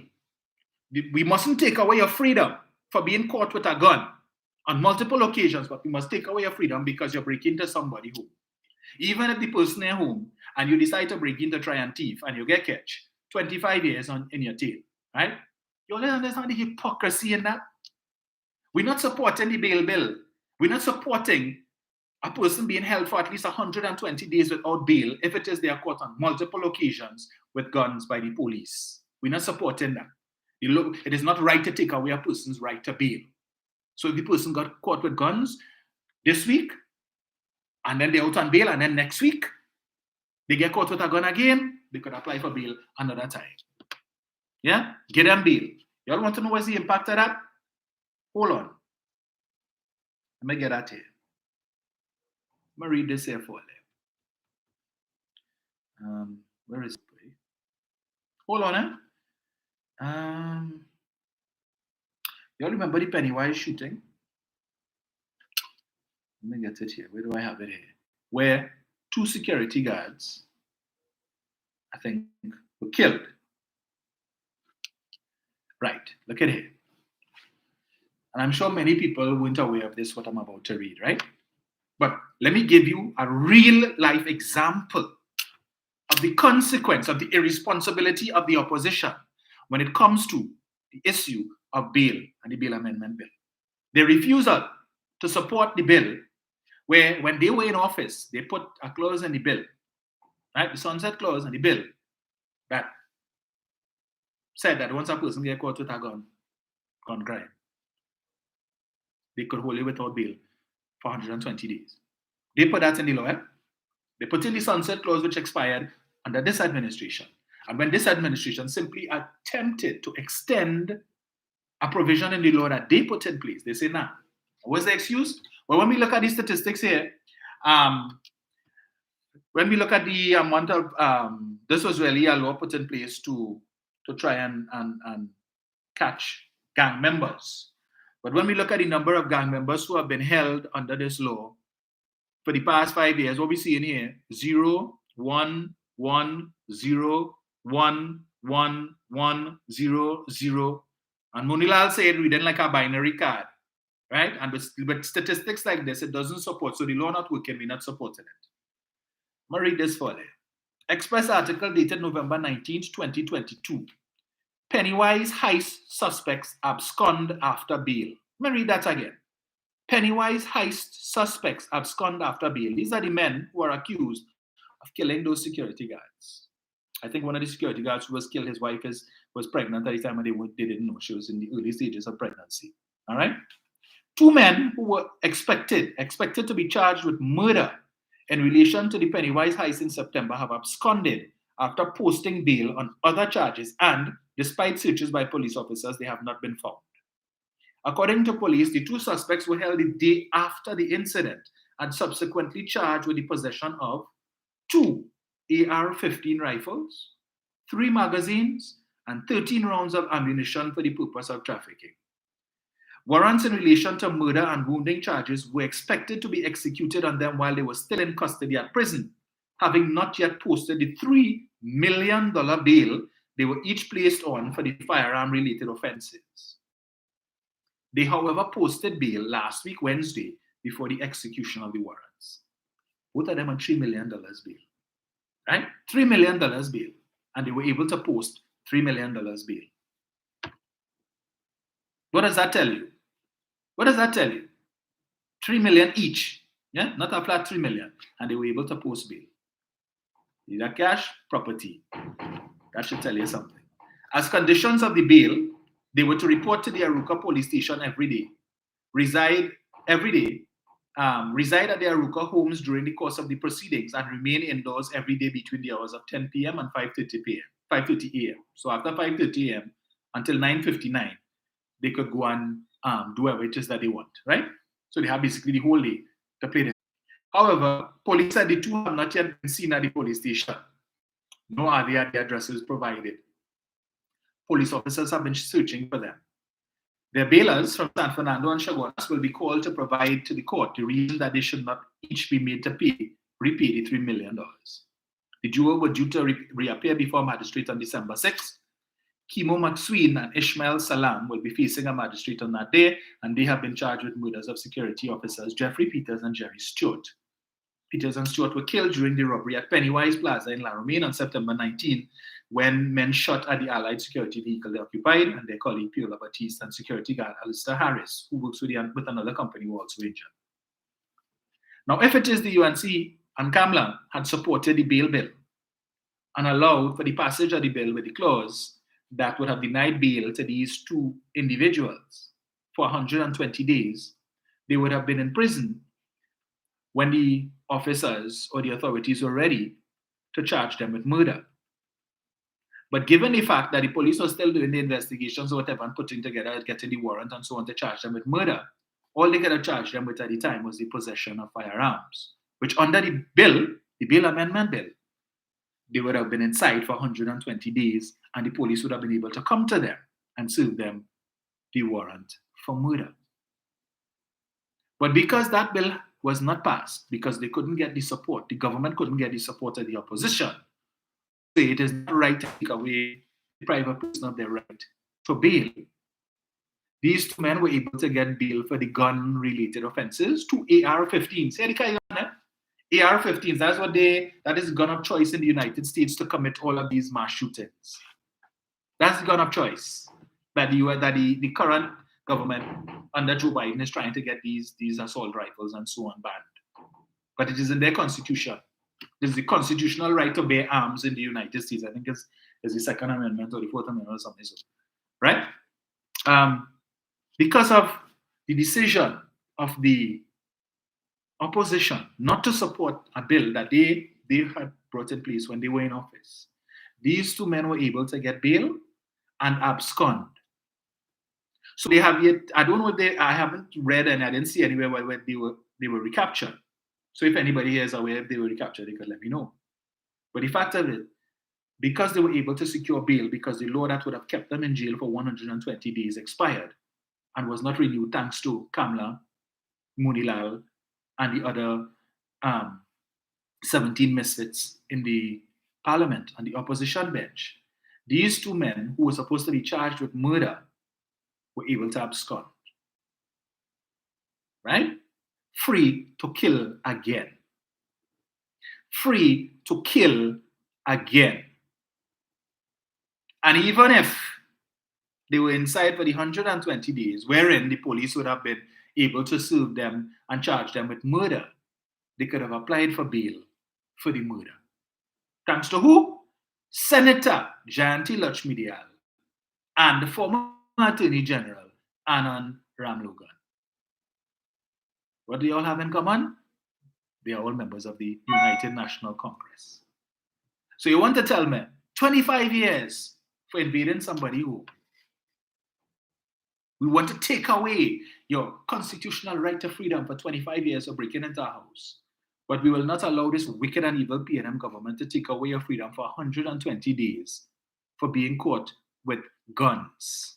What are you doing with gun? And you ain't have a license. You're police, you're security guard. What you doing? You're an arms dealer? What you doing with that? There's only one thing. Is either you're looking to take life, or as they have you're trafficking, you're looking to sell it to somebody who want to use it to take life. And if you have made that choice, there's only one place for you. You are a menace to society and you need to be behind bars. But Kamla telling you, breaking into somebody's house is more serious than you being caught with gun on multiple occasions. On multiple occasions. So it's more serious. So we're going to clamp down on people who breaking into people's homes, whether the people there or not. I want to ask Kamla, since you all are against depriving people of their right to bail, when a person is caught committing home invasion, which is the law you are going to establish, are you going to allow them to get bail, madam? Because you're so gung-ho that it is wrong. You can't, when you're breaking somebody's house, a man who misses his castle and his peace. And we need to make sure that we send a clear message with respect to that. 25 years. You just come up with 25 years just so, right? 25 years just so. Why not 30? Why not 40? How you come up with 25? Huh? Just say there, that's how and go then. No consultation or anything with anybody. You just come up with 25 years off the top of your head. Right? But then on to talk about recidivism. And that when these guys go to prison, we need to engage in prison reform. But you want to send a 14-year-old to prison for 25 years for a home invasion because of his slack parents who put him in a position where the criminals, the hardened criminals with the experience could recruit him. They say, come, we're going for a ride, boy. Jump in the car. And he in the car, so we come in with, and he, probably don't know what he's going to do. And probably don't know what he's going to do. End up in that 25 years. So when he come out there now, going inside there and he learning from the best. Learning from the best. Yeah, and that's fresh meat. He's a young boy. You know what they're going to do to him inside there? When he come out, he vexed with the world. First thing he looking to do is to go and get a gun. And deal with whoever he need to deal with. The amount of pent-up rage. Just imagine, Understand what I'm telling you. The condition, according to Anand Ramlogan, the condition in the prisons of Trinidad and Tobago was so horrible that 9 men who were in prison for about, 6 years or so, that the conditions were so horrible that the 6 years or so that they were inside there sent them mad. Mad to the point that he wanted you, Mr. and Mrs. Taxpayer, to pay each of them $3.5 million. $3.5 million because of the deplorable, inhumane conditions in the prison. Conditions which he reigned over as Attorney General, which he was very well aware of, because as I told you all before, the administration of which he was a part commissioned a report from a special committee that they set up to go and look into the conditions in the prisons. led by Professor Ramesh Diusaran, and I think the guy who was the inspector of prisoners, not inspector, I can't remember the term that they used, Daniel Khan, the son of Israel Khan. He was in charge. I can't remember the position that he had, but his job basically is to overlook the condition of prisons or whatever it is, right? And a few other persons of note, men and women of letters, visited all of the prisons, put together a report about the conditions in the prisons, gave it to the cabinet, right? They get paid for that. What did the cabinet do with that report under Ramlogan? What did he do with it as the Attorney General? What did Kamla do with it? Did you action anything inside it, any of the recommendations inside that report that you pay taxpayers dollars for to fix the condition in the prisons? No. Why you didn't do that? Because when you leave office now, you could come and sue the state to say that the conditions in the prisons are so terrible that it drives these 9 men mad, that they can't function, and that the state must compensate them to the tune of 3.5 million. Remember, he asked for 3.5 million each, and the state said 2.1, right? So when they want to come and tell you about Reginald Amor, and Amor this, and Reginald Amor is and costing taxpayers money, no. Remember, the lawyer for these 9 men, Anand Ramlogan, former Attorney General, he is the one who asked the court for 3.5. But the supporters are going to talk that, you know. Yeah, Rowley and Amor, and this PNM costing taxpayers 20 million. But Ramlogan, how much Ramlogan asked for? Over 30 million he asked for.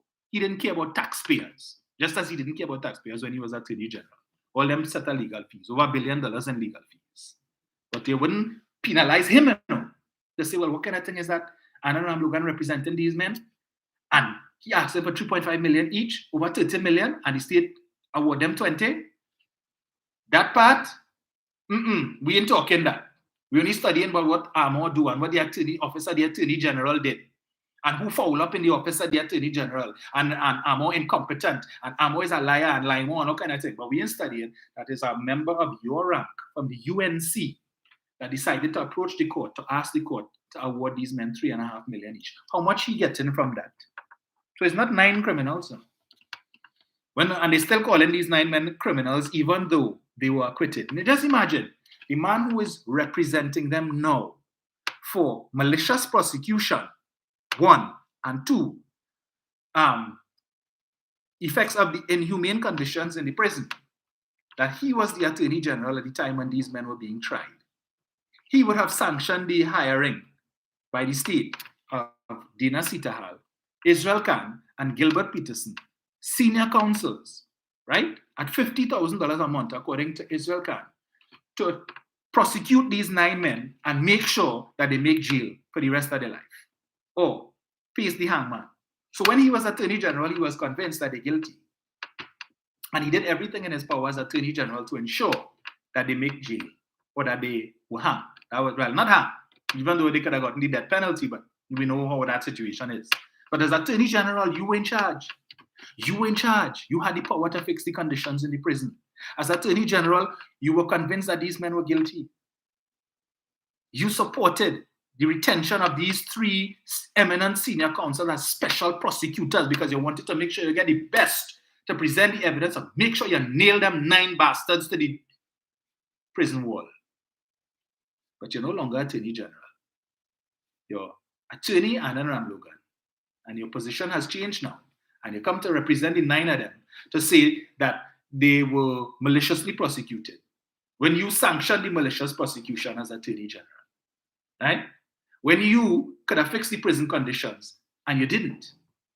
When the government of which you were a part could have fixed the prison conditions and you didn't. You give them ammunition now to come and sue the state to say that the prison conditions that you were responsible for 5 years, 3 months, and 14 days was so horrid that it sent them mad. And they deserve to get 3.5 million each. And you wonder why crime is where it is? Because these fellas know, hey, if we get catch, you know who we hire? We go down call Ramlogan. We go get way off. We go call Ramdeen. We go call Taklal Singh. See them fellas every day, them getting criminals off. Yeah, let me call them. Don't worry all yourself. Don't worry all yourself. Right?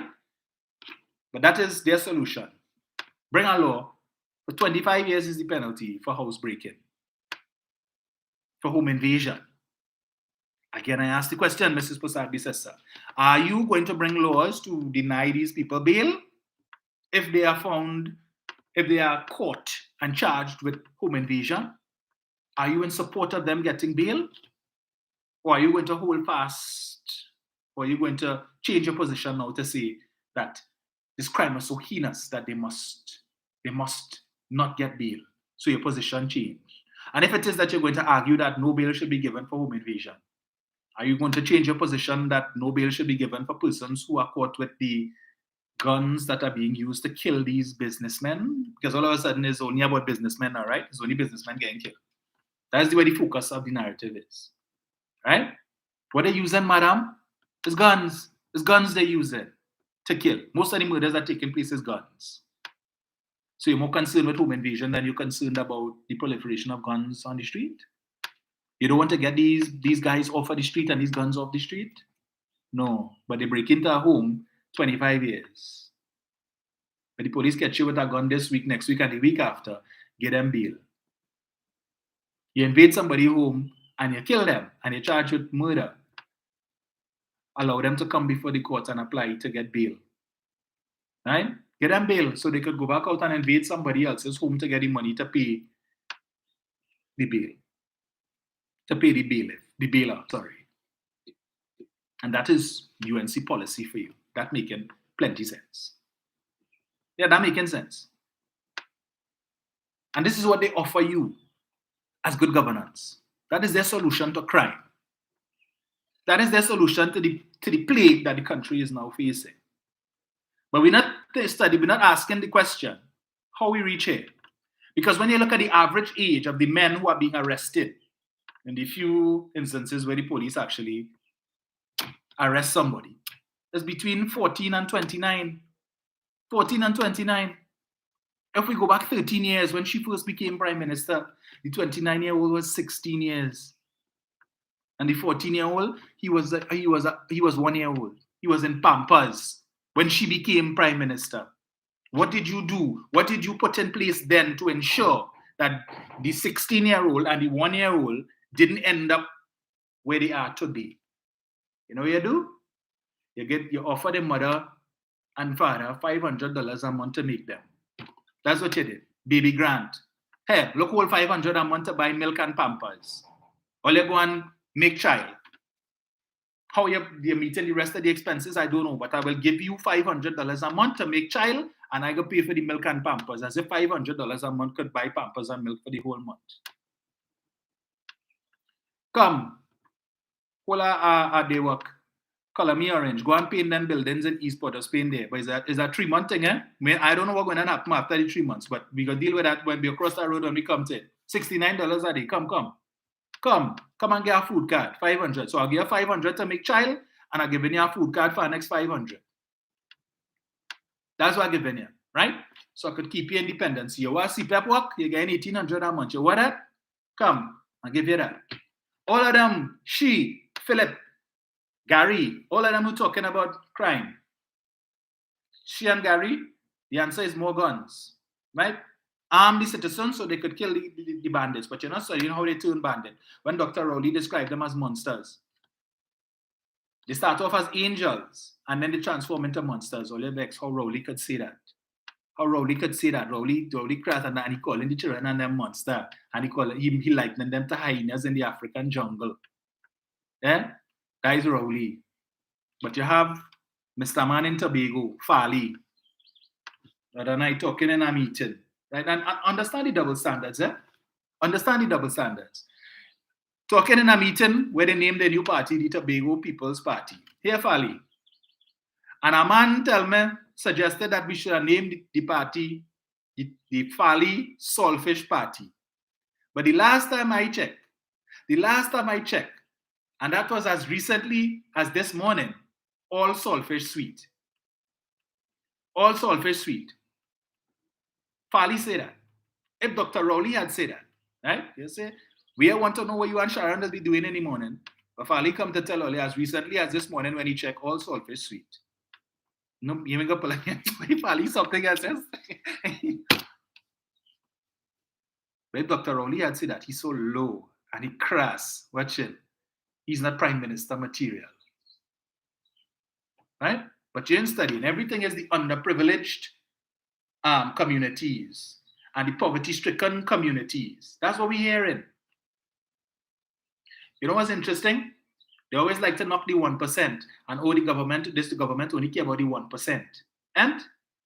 But at the symposium that she went to, Monday, Tuesday, but she only went one half day or less, I heard the chairman of the Caribbean Private Sector Organization, one Andrew Sabga, right? One Andrew Sabga, he spoke about the underprivileged communities and what his organization, the private sector organization of the Caribbean, what they could do to improve the circumstances of the persons living in these underprivileged communities.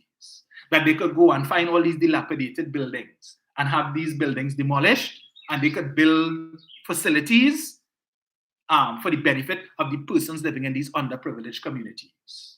That the children living in these communities could have something to do. Look at what the other day, Roy Cape and Diego Martin with prostate cancer, poor old Roy Cape. God bless his soul. See what he's doing? He started a music school, free of charge. Bring the young ones. We will teach them to play any musical instrument that they want. Right? Let us develop their musical talent. But that's only in Diego Martin. All these business owners who concern and talking about the government need to get a handle on crime, otherwise they will pack up and leave. What you all doing in your communities? The saying goes, idle hands are the devil's workshop. What you all doing to provide an alternative to these idle hands? Why you don't put your money where your mouth is? Or you rather spend $1 million+ to buy a Range Rover, and that is your entitlement. And you have 3 and 4 in your yard. 3 and 4 in your yard. Right? Multiple properties all over the place. You want to buy a yacht and house down the islands and so on. But you wouldn't put aside a few dollars. You all come together and say, well, let me put aside and start establish a fund. Let's put up a building or some community, something to occupy the young people, to keep them out of a life of crime. You ain't gonna say that. But always have a mile and a crocus bag of BS to say about the 1%. But you see who was talking that, who spoke that at the symposium? The same 1% that they always have thing to say about. He is the one saying, let's go into the underprivileged communities and let us establish facilities there. Instead of we only washing our mouths on the underprivileged and talking about Beetham and Sealots and Laventille. I always say half of them who talking that don't have a clue where Laventille, Beetham and Sealots. Not even, they can't even use Waze or Google Maps to find it. That is to tell you how clueless they are, but have a million things to say about Laventille. When you have people living in Laventille, making plenty more money than some of them, in higher positions than some of them who talking that trash. But we're not talking about going in the communities and helping them. We're not looking at the root cause and how we could fix the problem from there. Right? We ain't doing that. Now, let me get going to kill them because they are a menace to society. Let us not intervene before they become menaces. Let us not see what we could do. We could dip in our pockets because we could more than afford it. But no, you like to boast your company make $1 billion in revenue. And how much millions and hundreds of millions in profit. Yeah, we like to talk that talk. And who benefiting from it? You and your shareholders. And what are they doing with the money? I recall when, Kush, that's the time by? All right, I almost finished. I will wrap up. Sunday we will continue. When Anthony Bourdain came here and he did that interview with Mario Sabga Aboud, where Mr. Sabga Aboud made a statement about the Syrian Lebanese community, that they are 1%, but they control 95% of the wealth in the country. And then thereafter, we decided to get this 1% talk, thanks to Ansel Roger and them who prostitute that. There was another guest there. I'm going to call his name. I'll get a clip and play it for you all. But I'm paraphrasing him. And plenty of people miss this. He spoke about his concern. He said their main concern was that the middle class was dwindling.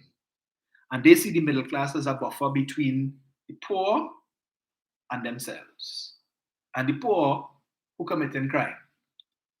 So once you have the middle class, they will go for the middle class first. They will rob the middle class. But when the middle class no longer exists, that buffer between them and the criminals no longer exists. So when there is no middle class to rob, they're going to come and rob them. That is their concern. What are you doing to rebuild the middle class? What are you doing? What you doing? But that's your concern. But ask yourself, why they not robbing the 1%? How come you ain't the 1% getting shot? Since they had kidnapped Anthony Sabga's grandson some years ago. Sabga the third, Anthony Sabga the third, I think is his name. You realize that? After that, and they released him within days without any ransom paid. They learned a lesson.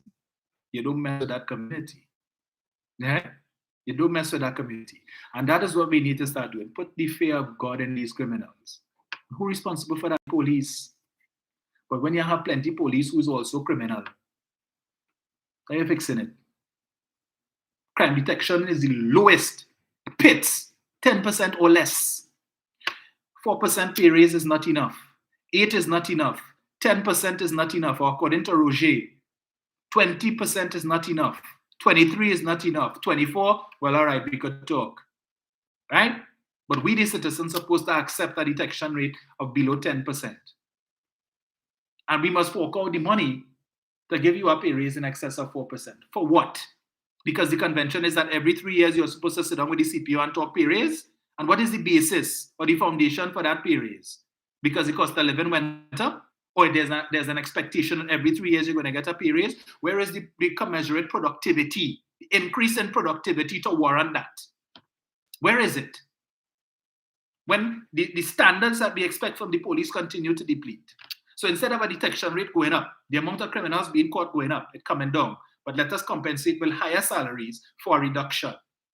For underperformance, let us provide an increase in salary for that. So we're supposed to accept a 4% detection rate or 8% detection rate, but you don't want to accept a 4% pay raise. Well, let's tie the pay raise to the detection rate, increase the detection rate, and we could see if it could be matched in salary. Otherwise, what's the point? It can't be, because remember, every time a tax-paying citizen is killed, there's less taxes in the coffers of the government to pay a pay raise. Just remember that. So that when it is people pick up the phone and call 999 and nobody ain't answering, or as the case with the owner of Double Palm guest houses, Army Hardware and Hangers Bar, whatever it is. A few months ago, when it is men dressed in police uniform, went and invaded his home, right? Went and invaded his home. They were outside the house, robbing the man's employees. In the time that they're doing that, the man's daughter inside the house see what taking place and call him and say, Daddy, there's some police outside, and they're shaking up the workers. The father said, nah, that can't be police, because if it was police, they would have come to the hardware to talk to me. So that is not police. Go inside and lock the door. He called the police, right? Because he's seeing on camera what taking place. He said, call Shogunas police station. They tell him they're going to call the Freeport police station. He called Freeport police station. Freeport police station hung up the phone twice, according to him. Call back Shogunas police station. Call Konopia police station. No response. In that time, the bandits have time jump the wall, go inside the house, terrorize the man's wife, terrorize the daughter, take what money they took. When they finish, they jump back the wall, jump into the vehicle to leave. By that time, one of his employees with a truck pull up and block the road, block the car. They have time jump out their car, which was probably a stolen car, hijack another car and leave, and the police ain't reach yet. Police ain't reach yet. According to Johnny Abraham, they should have been anyway. Police ain't reach yet. All that happened. Several calls to the police station. They ain't reach yet. But we're wondering why the situation is what it is. So, Madam Commissioner of Police, platitudes will not work. You see, let's talk about it is the storm before the calm, and the police will move aggressively to bring these criminals to justice. Platitudes. The citizenry don't want to hear that. That can't work. The time for that is over. Now, you committed yourself to June to see a reduction in crime. April is almost done. So I don't know what magic wand you have that you're going to wave in the next 2 months, and when June comes around, you're going to see all of a sudden a significant decrease in crime. But I hope that is what is going to happen. I sincerely do. sincerely do wish that that is what is going to happen. But if not, the issue, the police service need to get their act together. They need to improve the detection rate. They need to improve the speed with which they respond to crimes. They need to do that. The answer is not more guns. The answer is not stand your ground law. That people need right to kill at will, that you don't have to retreat. You could just say that the person, you felt threatened and you pull your gun and you kill them. Because when you take that person's life, and I don't have to be a bandit, as I said, you have some beef with somebody and you go on somewhere to provoke the person, right? You have gun, you have it home. Now, if everybody available could get gun, everybody going to work with gun. You're working in a bank. Where are you going with gun for? Right? When you're on the job, your employer's not going to allow you to have that gun, so you leave it home in the safe or whatever it is. You have children home. They have access to it. They want to play with it. On the weekend, you want to carry your son to shoot. Right? So he's proficient in shooting. And he know the code to the safe. So when you go on to work and school and vacation and he decide to go and take it out and call the next door neighbor and the partners, come and see my father gun. And it goes off and somebody get killed. Who accounting for that? The madam opposition leader, what you going to say then? Law-abiding citizen, right? As I said before, yeah, man can be law-abiding, he doesn't have a record. But his girlfriend of 5 years decided to horn him. And he tripped. All of a sudden, he's no longer law-abiding because he have a gun and he decided, you know what, that is the day. If I can't have one, nobody can. She going and dead, I going and kill myself and I killing the outside man too. And then what? What are you going and say? We're going to change the law to make it more difficult? All right. Folks, it's 8:33. Thank you all so much for listening. I think this is probably the longest I've done. I'll check and see after. Anyway, it's always a pleasure.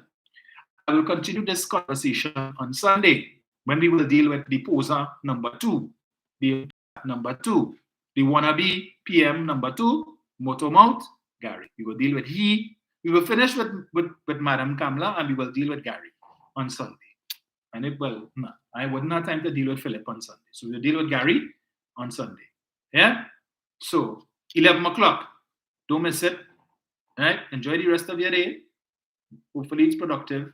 And we will chat again on Sunday morning, God's willing, at 11 a.m. I don't know. I think tomorrow, Jenny, I don't know if Jenny has Levy Talk the thing. Jen, you'll just let us know now.